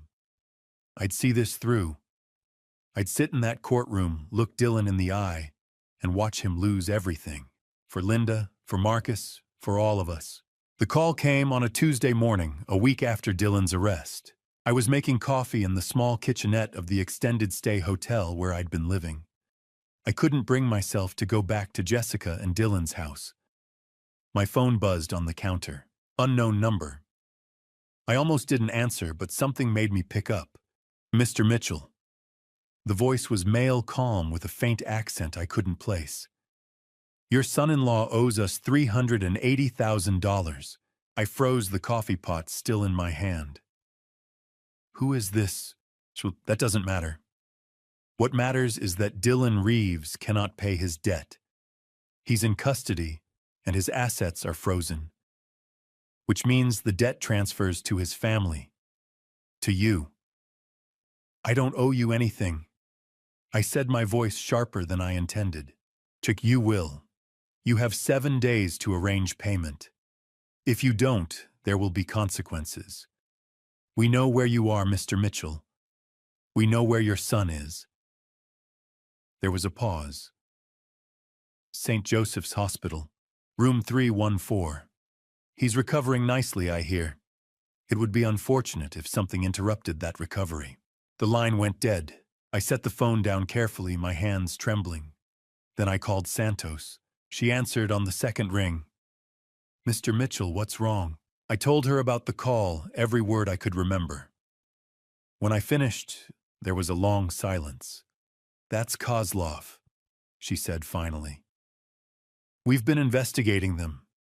The FBI's involved now. They think Kozlov Capital is part of a larger organized crime network. She paused. Mr. Mitchell, they may try to contact you in person. If anyone approaches you, don't engage. Call 911 immediately. What about Marcus? They mentioned the hospital. I'll have officers stationed outside his room. But the FBI wants to use this. If Kozlov's people show up, it could give agents an opportunity to arrest them. Marcus will be protected. I didn't like it, but I didn't have a better option. Fine. But if anything happens to him, it won't, Santos said firmly. I promise you that. I hung up and drove straight to the hospital. Marcus was sitting up when I arrived, looking better than he had in days. He smiled when he saw me. Hey, Dad, you're early. Yeah. I pulled a chair up beside his bed. How are you feeling? Tired, but better. He studied my face. What's wrong? I couldn't lie. There's been a complication. Dylan owed money to some dangerous people. They called me this morning. They might try to come here. Marcus's smile faded. What do you mean, come here? The police are handling it. There'll be officers outside your room. FBI too. You're safe. I just wanted you to know. He nodded slowly, but I could see the fear creeping back into his eyes. Dad, I don't want to go through this again. You won't, I said, reaching over to grip his hand. I won't let anything happen to you. I promise. Around mid-afternoon, I heard footsteps in the hallway, heavy, deliberate. Two men appeared in the doorway. One was tall, maybe 6'2", with broad shoulders and a black jacket. The other was shorter, stockier, with a hard face and cold eyes. The tall one stepped inside. "Mr. Mitchell, we called you this morning. You didn't take us seriously." I stood positioning myself between them and Marcus. "Get out! Now! We're not here to hurt anyone." His voice was calm, almost friendly. "We're just here to remind you of your obligations. Dylan owes us money. You're going to pay it." "I don't owe you anything." The man took a step closer to Marcus's bed. "Your son is in a fragile state. It would be unfortunate if something happened during his recovery." Marcus pressed himself back against the pillows, his face pale. I felt a surge of rage. I reached for the call button and pressed it hard. "You need to leave," I said, my voice shaking. "Right now." The door burst open. Two men in dark suits stepped into the room, badges already raised. FBI. Step away from the bed, hands where we can see them. The tall man froze. The shorter one lunged toward the door, but the second FBI agent grabbed his arm and twisted it behind his back. Within seconds, he was face down on the floor, hands being cuffed. The tall man raised his hands slowly. "On your knees," the first agent ordered. The tall man complied, sinking down as the agent cuffed him. The FBI agents hauled both men to their feet and led them out of the room. The whole thing had taken less than a minute. One of the agents, a man in his 40s with graying hair, stayed behind. He flashed his badge at me. "Special Agent Harris, FBI, Mr. Mitchell. Are you and your son all right?" I nodded, though my heart was still racing. Marcus looked like he might be sick. "What just happened?" "We've been tracking Kozlov's operation for 6 months," Foster explained. "When Detective Santos informed us about the threat this morning, we positioned agents outside this hospital. Those two are low-level enforcers, but they'll give us the leverage we need. We've already identified the head of the organization, a man named Victor Kozlov, operating out of Las Vegas. With this arrest, we have probable cause to move in on him." I sank into the chair. "So it's over." "Not yet, but soon." Foster glanced at Marcus. "We'll have agents stationed outside this room around the clock until Kozlov's network is dismantled. You and your son are safe." I looked at Marcus, whose eyes were wide with lingering fear. I reached over and took his hand. "It's okay. They're gone. You're safe." Marcus's voice was barely a whisper. "Dad, I was so scared." "I know, but it's over now." Agent Harris stepped toward the door. "Mr. Mitchell, one more thing. Victor Kozlov will be in custody within 48 hours. When he is, this debt disappears. Dylan's choices are not your responsibility." "Thank you," I said, my voice hoarse. Foster nodded and left. A uniformed officer took up position outside the door.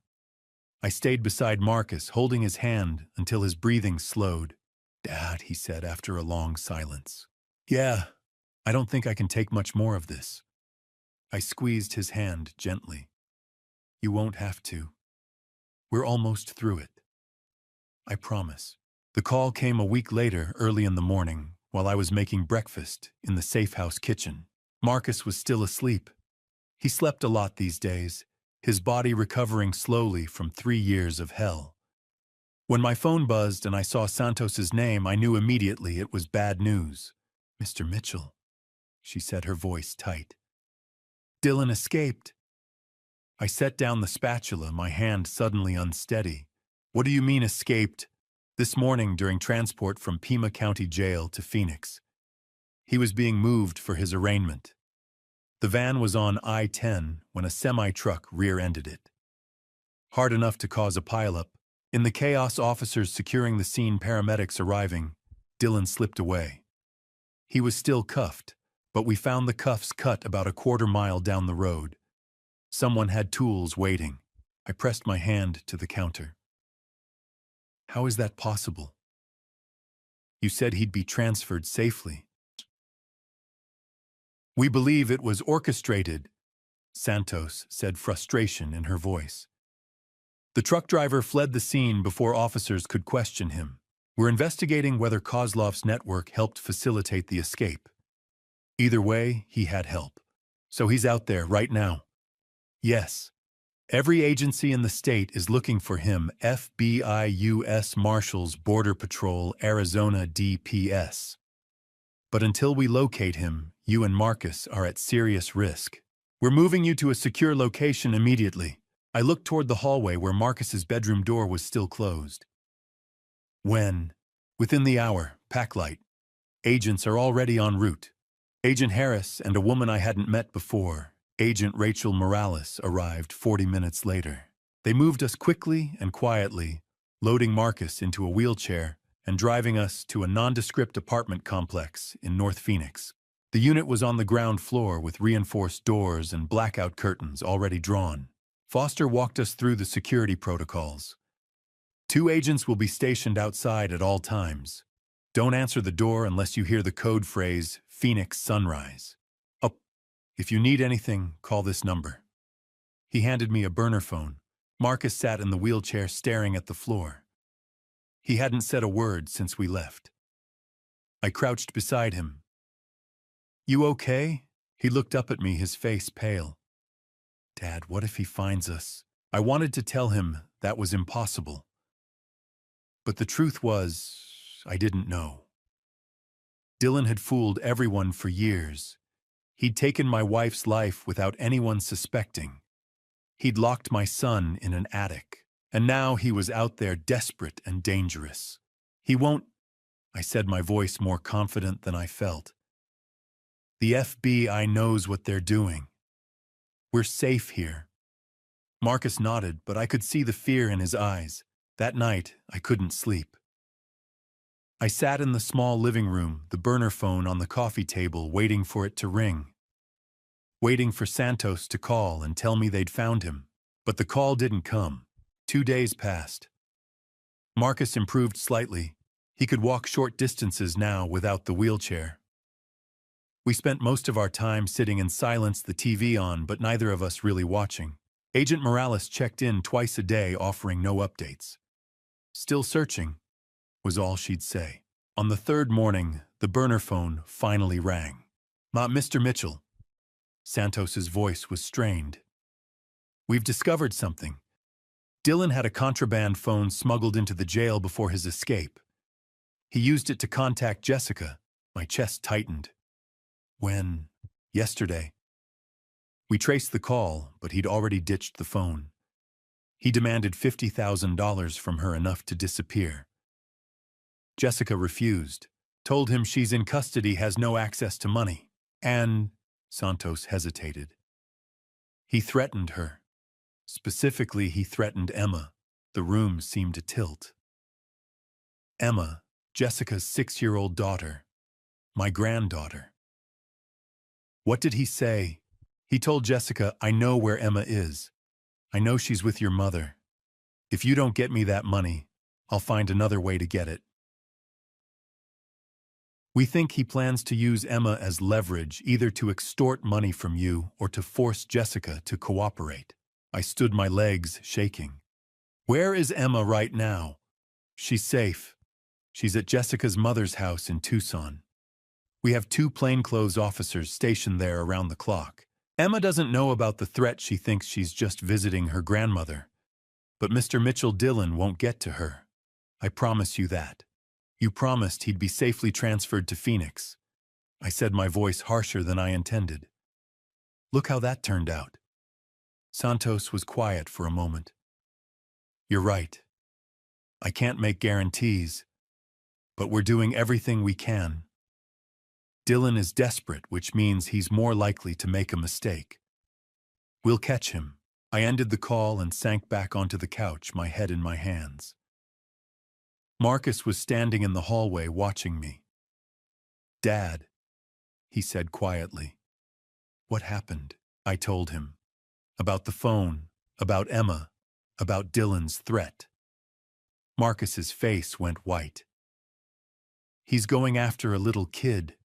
He's cornered," I said. "A man with nothing to lose."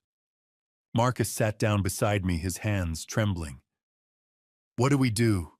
"We wait," I said, though the words tasted like ash. "We let the FBI do their job, and we pray they find him before he finds Emma." But even as I said it, I couldn't shake the image of Dylan, dangerous, desperate, willing to do anything to survive. He'd taken my wife. He'd imprisoned my son, and now he was threatening my granddaughter. I thought about the promises I'd made to Marcus, that he was safe, that Dylan couldn't hurt him anymore, and I wondered how many more of those promises would shatter before this was over. Santos called me 3 days after Dylan's escape. "Mr. Mitchell, I think we have a way to catch him. But I need your permission first." I was in the safe house, Marcus asleep in the next room. "What kind of way?" "Jessica, she's willing to cooperate." I sat down slowly, gripping the edge of the kitchen table. "Cooperate how?"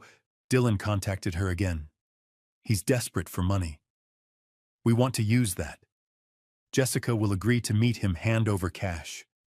We'll have agents positioned nearby. When he shows up, we'll arrest him." "You want to use my daughter as bait?" "I want to give her a chance to do the right thing," Santos said carefully. "She's terrified Dylan will go after Emma. This is her way of protecting her daughter. But I need you to be part of the conversation. Can you come to the FBI office? I didn't want to see Jessica again. The last time I'd sat across from her, I'd walked away feeling nothing but emptiness. But if this plan could end Dylan's threat, I had to try. I'll be there in an hour." The FBI Phoenix field office was a sterile building downtown, all glass and concrete. Santos met me in the lobby and led me through security checkpoints to a conference room on the 3rd floor. Jessica was already there, sitting at a long table, her hands cuffed in front of her. She looked thinner than I remembered, her face pale and drawn. When she saw me, tears welled in her eyes. "Dad," she whispered. "Thank you for coming." I sat down across from her, keeping my expression neutral. Agent Harris stood near the door, arms crossed, watching. Santos took the seat beside me. "Jessica's agreed to help us apprehend Dylan," Santos began. "Here's the plan. Dylan contacted her 2 days ago demanding $50,000. Jessica will send him a message agreeing to meet. She'll bring a briefcase with marked bills. When Dylan shows up to collect, our agents will move in." "Where?" I asked. "A public location. Starbucks on Mill Avenue in Tempe. Busy area, lots of foot traffic. Dylan won't be able to escape, and there'll be witnesses if anything goes wrong." What if he suspects a trap?" Foster spoke up. "We've prepared for that. Jessica will wear a wire, a hidden microphone. We'll have agents positioned inside the coffee shop and on the street, all undercover. Dylan won't know we're there until it's too late." I looked at Jessica. "Why are you doing this?" "Because I can't let him hurt Emma," she said, her voice breaking. "I know I've done terrible things, Dad. I know I helped him. But Emma's innocent. If there's even a chance Dylan would go after her, I have to stop him." I studied her face, searching for any sign of deception. All I saw was fear. "If this goes wrong..." "It won't," Foster said firmly. "We've run operations like this dozens of times. Dylan's desperate. He'll take the bait." I nodded slowly. "What do you need from me?" "Your consent," Santos said. "Jessica's cooperating, but you're the primary victim here. If you don't want this to happen, we'll find another way." I looked at Jessica again. She was crying quietly, her cuffed hands folded in her lap. I thought about Linda, about Marcus, about Emma, who deserved a life free from Dylan's shadow. "Do it," I said. "Catch him." 2 days later, I sat in the back of an FBI surveillance van parked 2 blocks from the Starbucks on Mill Avenue. The van's interior was cramped, filled with monitors displaying video feeds from multiple angles. body cameras on undercover agents, security cameras inside the coffee shop, a fixed camera aimed at the outdoor patio. Foster sat beside me wearing a headset, coordinating with his team via radio. Agent Morales was inside the coffee shop, posing as a customer. Jessica had arrived 15 minutes early, sitting at a corner table on the patio. She wore jeans and a plain white blouse, a thin wire hidden beneath the fabric. A black briefcase sat on the table in front of her. She looked calm, but I could see her hands trembling when she picked up her coffee cup. "She's doing fine," Foster said, noticing my concern. "The wire's working perfectly. Audio's clear." I nodded, my eyes fixed on the monitor.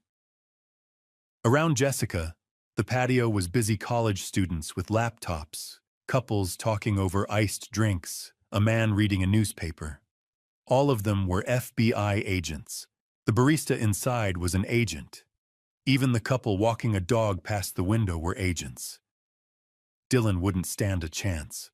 At exactly 3 o'clock, a figure appeared at the edge of the patio. Baseball cap, pulled low sunglasses, black hoodie. Dylan.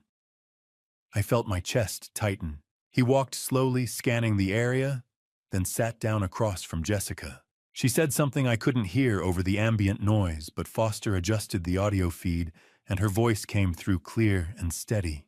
"You're alone?" Dylan asked. "Yes, just like you said." Dylan glanced around one more time, then leaned forward. "Where's the money?" Jessica pushed the briefcase across the table. 50,000. It's all I could get." Dylan unzipped the case. Even through the grainy camera feed, I could see the stacks of bills inside. He picked one up, flipped through it, checking. My hands clenched into fists. Foster's voice crackled through the radio. "Hold positions. Wait for the signal." Jessica's voice came through the wire again. "Dylan, please. Promise me you won't go near Emma." Dylan didn't look up from the money. "I'm not making any promises. You should have helped me when I asked the first time." Jessica's voice wavered slightly. "I trust you." That was the signal. "Go, go, go!" Foster barked into the radio. On the monitors, I watched agents converge from every direction. Agent Morales burst through the coffee shop door, badge raised. The couple with the dog sprinted toward the patio. The man with the newspaper stood revealing a vest marked FBI. Dylan's head snapped up. He shoved the table toward Jessica, knocking her chair backward, and bolted toward the street. He didn't make it 10 feet. One of the agents tackled him cleanly, driving him to the pavement. Within seconds, Dylan was face down, hands cuffed behind his back. He struggled briefly, shouting something I couldn't make out, but it was over. The agents hauled him to his feet and marched him toward a waiting black SUV. I exhaled, my whole body sagging with relief. Foster glanced at me. "We got him, Mr. Mitchell. He's not getting away this time." I nodded, unable to speak. On the monitor, Jessica was still sitting on the patio, her face buried in her hands. An agent approached her, said something, and she nodded. She looked up toward the camera, toward me, and mouthed 2 words. "I'm sorry." I didn't respond. Couldn't. Because even though Dylan was finally in custody, even though the nightmare might finally be over, I couldn't forget what Jessica had done, what she'd allowed. Sorry wasn't enough. It would never be enough. But for now, it didn't matter. Dylan was caught, and Emma was safe. Before I exposed the secret, Dylan thought he'd take to his grave. Type "don't stop" in the comments so I know you're still with me. And a final reminder. The following segment includes fictionalized components created for storytelling impact and may not be entirely real. If that makes you uncomfortable, you can end the video here. The coffee shop on Mill Avenue had been quiet for exactly 4 seconds after Agent Harris gave the command. Dylan bolted not toward the door, but through the outdoor patio, knocking over a chair and a small potted cactus. He made it maybe 10 feet before Foster tackled him from behind, driving him face first into the red brick pavement. 2 other agents swarmed in, wrenching Dylan's arms behind his back and snapping on the cuffs with a metallic click. I stood beside the FBI surveillance van, my hands shaking. Dylan twisted his head, blood smeared across his cheek from the brick, and his eyes locked onto mine through the chain-link fence. His lips curled into something between a sneer and a grin. "You should have died in your sleep, old man," he shouted, voice raw and wild. "You and your son, both of you, should be gone by now." Agent Harris hauled him upright and shoved him toward a black SUV. Dylan kept twisting his neck to glare at me, still shouting, but the words dissolved into incoherent rage as the agents pushed him into the back seat and slammed the door. The SUV pulled away, and I stood there on the hot pavement watching until it disappeared. Detective Santos appeared at my elbow, her hand briefly on my shoulder. "He's going straight to the FBI Phoenix field office. We'll start the interrogation tonight. You should go home, Mr. Mitchell. Get some rest." I nodded, but I knew I wouldn't sleep. The next morning, Santos called and asked me to come to the FBI office. Her voice had that careful, controlled tone that people use when they're about to show you something terrible. The building on North 7th Street was all glass and concrete. Santos met me in the lobby and led me through a maze of hallways to a small evidence room on the 3rd floor. Agent Harris was already there, standing beside a laptop open on a metal table.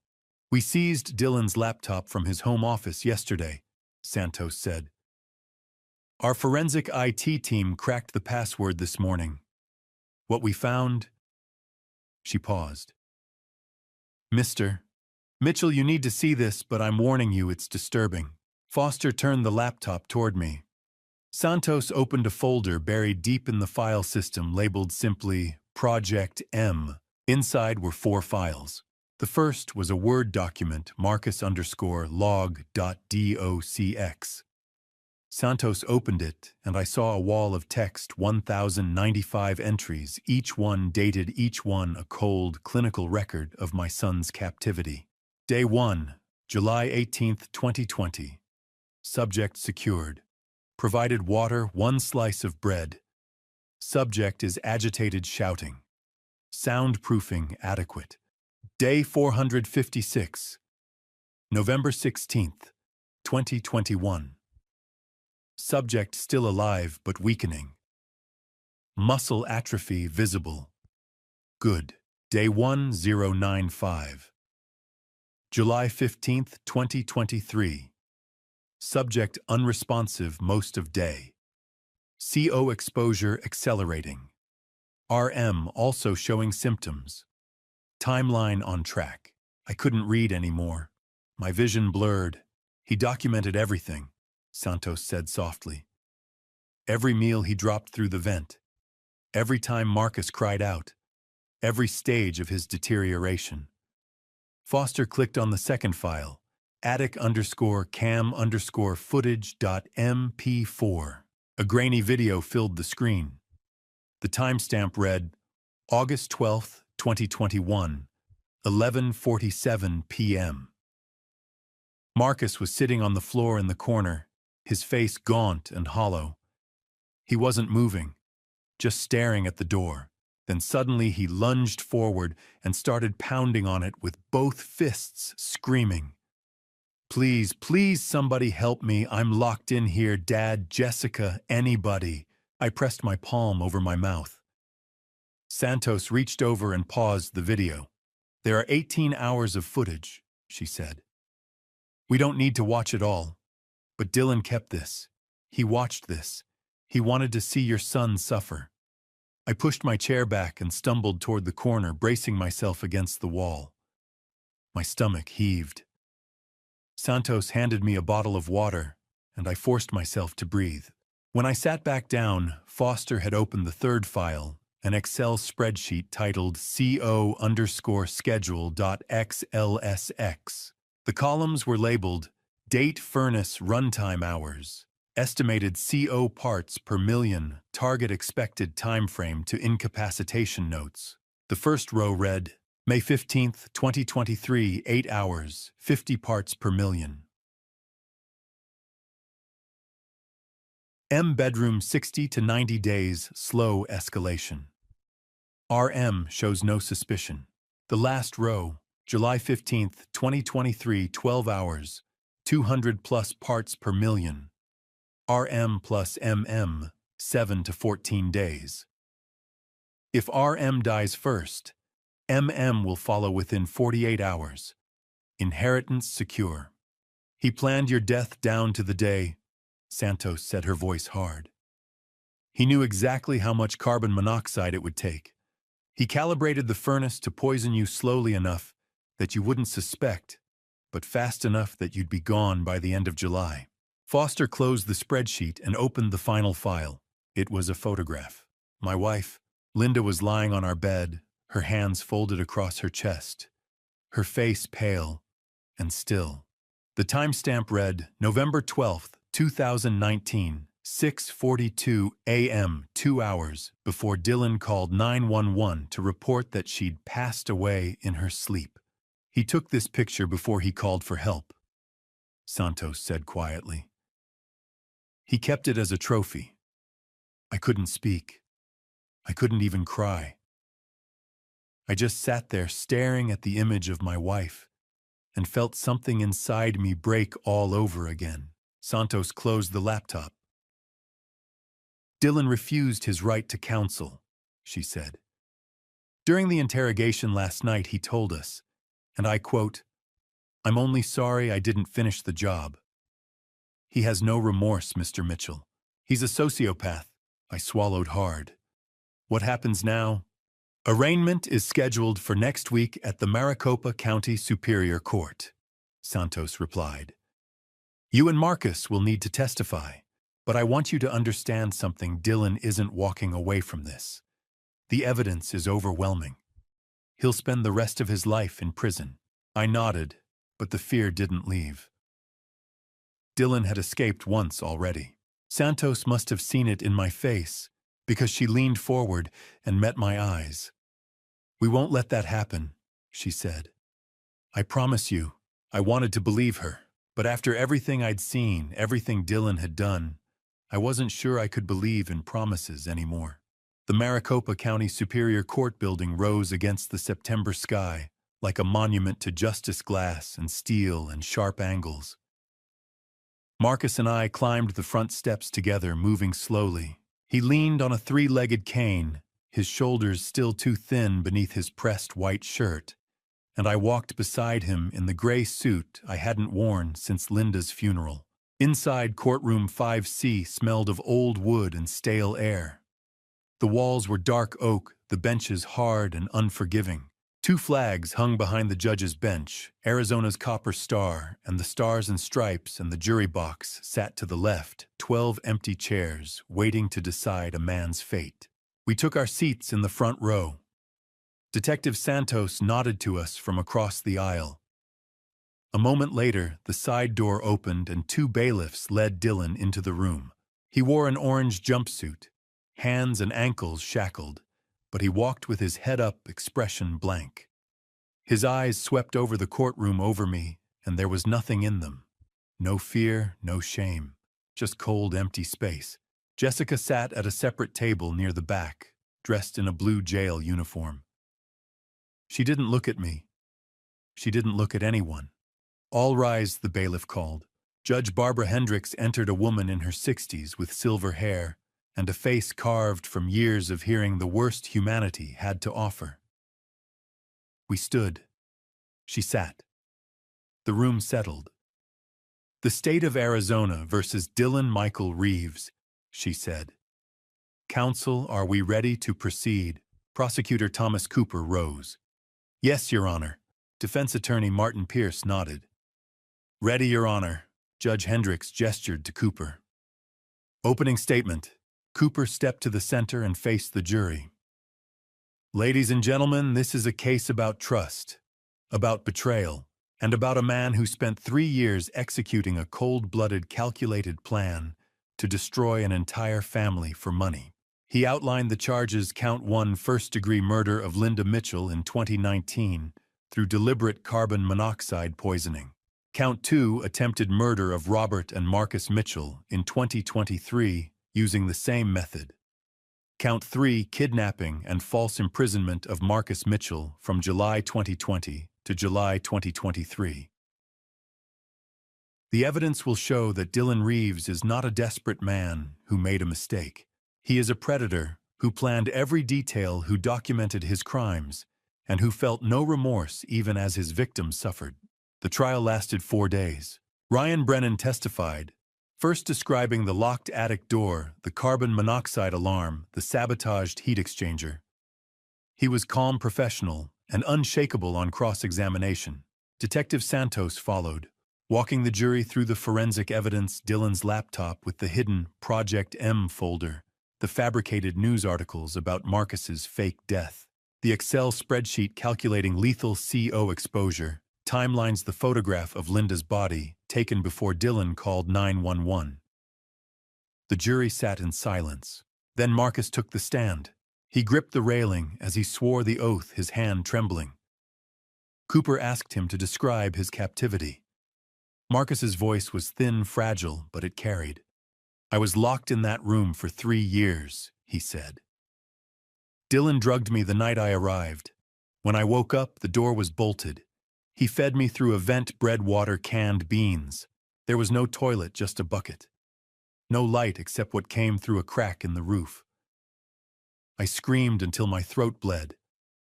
I pounded on the door until my hands broke. No one came." He looked at Dylan. "He told me I was just an obstacle, that he'd keep me there until no one remembered I existed. And when I started getting sick, when the headaches got so bad, I couldn't stand, he told me it was carbon monoxide. He said, 'You and your father will be gone soon, and then everything will be mine.'" Dylan didn't blink. Pierce had no questions. Finally, Cooper called me. I walked to the stand, placed my hand on the Bible, and swore to tell the truth. Cooper asked me to describe my relationship with Dylan. "Dylan came into our lives in 2018, I said. "He married my daughter. He was kind, helpful, respectful. I trusted him, and he used that trust to plan my wife's death, to imprison my son, and to try to take everything we had." My voice cracked. "I will never forgive myself for not seeing it sooner." Cooper nodded gently. "Thank you, Mr. Mitchell. No further questions." Pierce stood, hesitated, then sat back down. "No cross, Your Honor." Closing arguments were swift. Cooper: "This is not a case of desperation. This is a case of evil." Pierce: "My client is guilty, but he is also human. I ask for mercy." The jury deliberated for 4 hours. When they returned, the foreperson stood and read the verdict. "We, the jury, find the defendant, Dylan Michael Reeves, guilty on count 1, first-degree murder.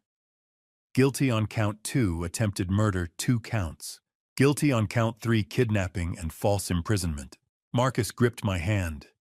Dylan stared straight ahead. Judge Hendricks asked if Dylan had anything to say before sentencing.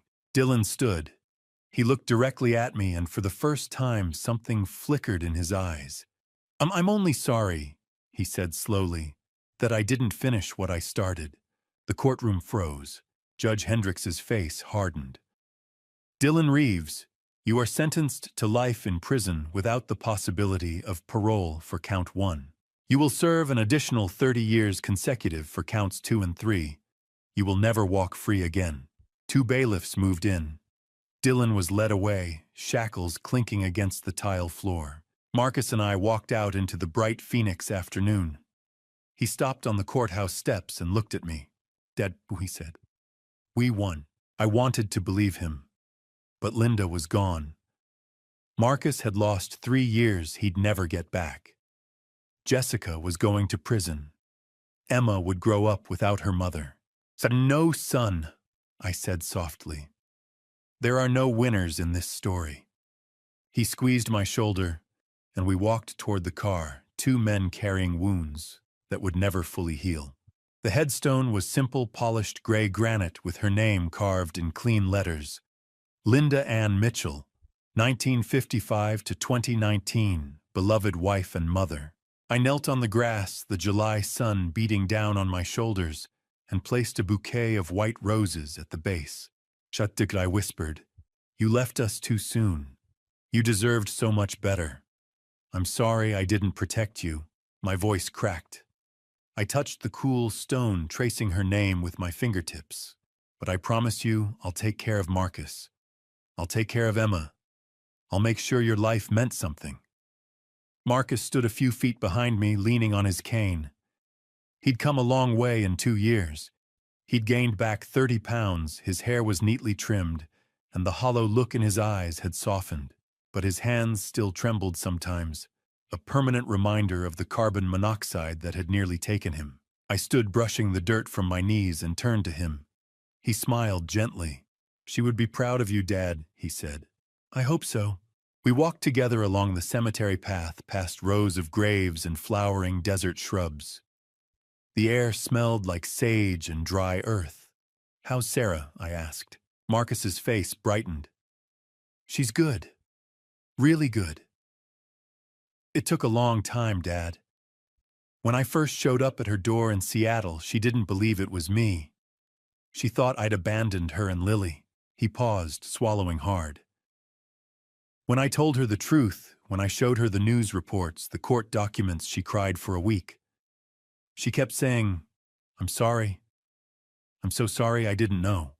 She had no way of knowing," I said. "We went to therapy together, couples counseling. It took months, but we got through it. And now we're rebuilding. We have a little place in Ballard. Lily's in kindergarten. She's amazing, Dad. She's smart and funny and so full of life." My chest tightened. "I'm so glad, son. You deserve that happiness." We reached a bench beneath a mesquite tree and sat down. "Have you been to see Jessica?" Marcus asked carefully. I nodded. "Last month, I drove out to Perryville. I'd visited Jessica at the women's prison. She wore a blue uniform, her hair cut short, her face bare of makeup. She looked older than 40. 'I'm so sorry, Dad,' she'd said through the glass partition, tears streaming. 'I know I don't deserve your forgiveness. I know I failed you. I failed Marcus. I failed Emma.' I'd finally said, 'Jessica, you made terrible choices. You let fear control you. But Emma still needs to know her mother loves her. When you get out in 10 years, you'll have a chance to make things right. Don't waste it.' I told Marcus all of this now. He listened quietly. 'How is Emma?' he asked. "She's doing well. She's 11 now, living with Jessica's mother in Tucson. I drive down to see her once a month. We get ice cream, go to the park. She asks about her mom sometimes. I tell her the truth, that her mom made a mistake and has to stay away for a while, but that she still loves her." Marcus was quiet for a moment. Then he said, "Dad, do you blame yourself?" I looked at him surprised. "Every day. You shouldn't." "How can I not?" My voice rose. "I lived in that house for 3 years. You were right above me, locked in a room, and I didn't know. I didn't hear you. I trusted Dylan when I should have questioned him. I failed you, Marcus. I failed your mother." Marcus reached over and took my hand. "Dad, stop. Dylan was the criminal, not you. He manipulated all of us. He was a sociopath. He planned every step, every lie. You couldn't have known. But I should have." "No." His voice was firm. "You did everything you could. And when you finally found out, you didn't hesitate. You called the police. You fought for me. You saved my life." Tears blurred my vision. "Do you forgive me?" Marcus pulled me into a hug. "Dad, there's nothing to forgive. I love you." I held him tightly, this son I'd nearly lost, and let myself cry. We left the cemetery together, walking toward the parking lot.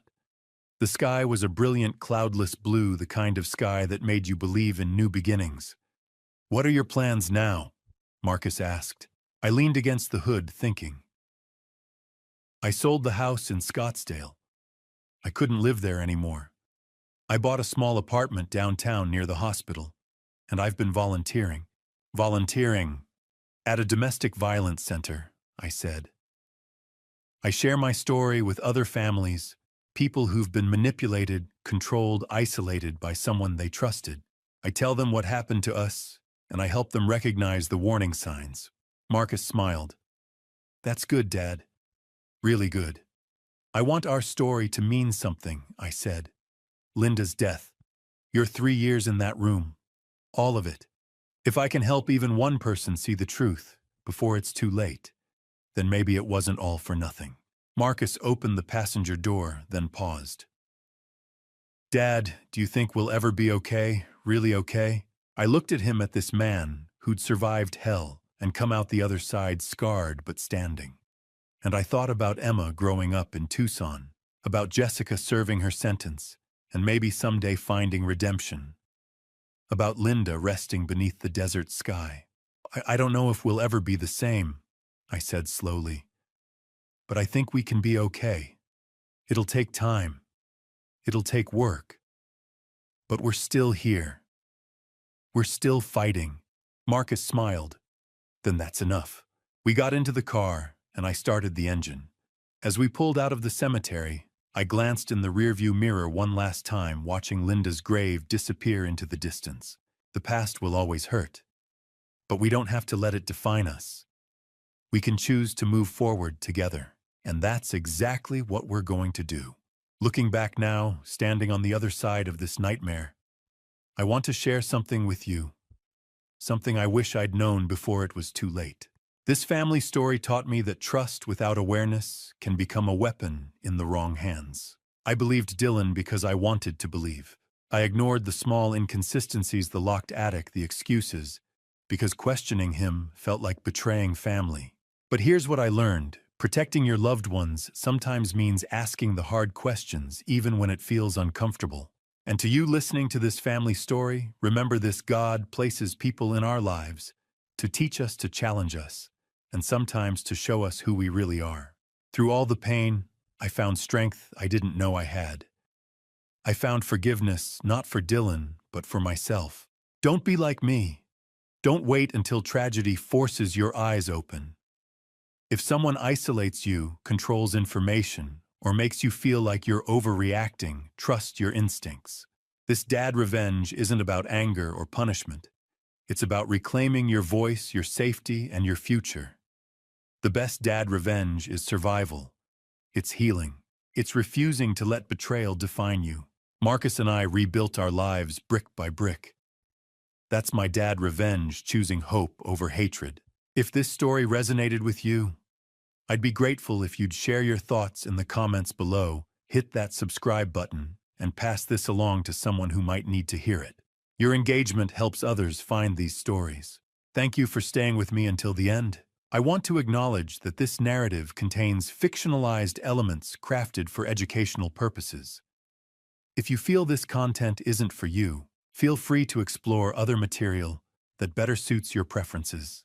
Remember, you are stronger than you think, and you are never alone. 원래?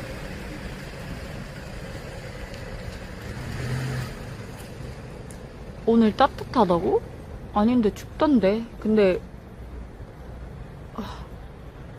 일단 가자. 힘들다. 좀만 버텨. 와, 존나 무거워.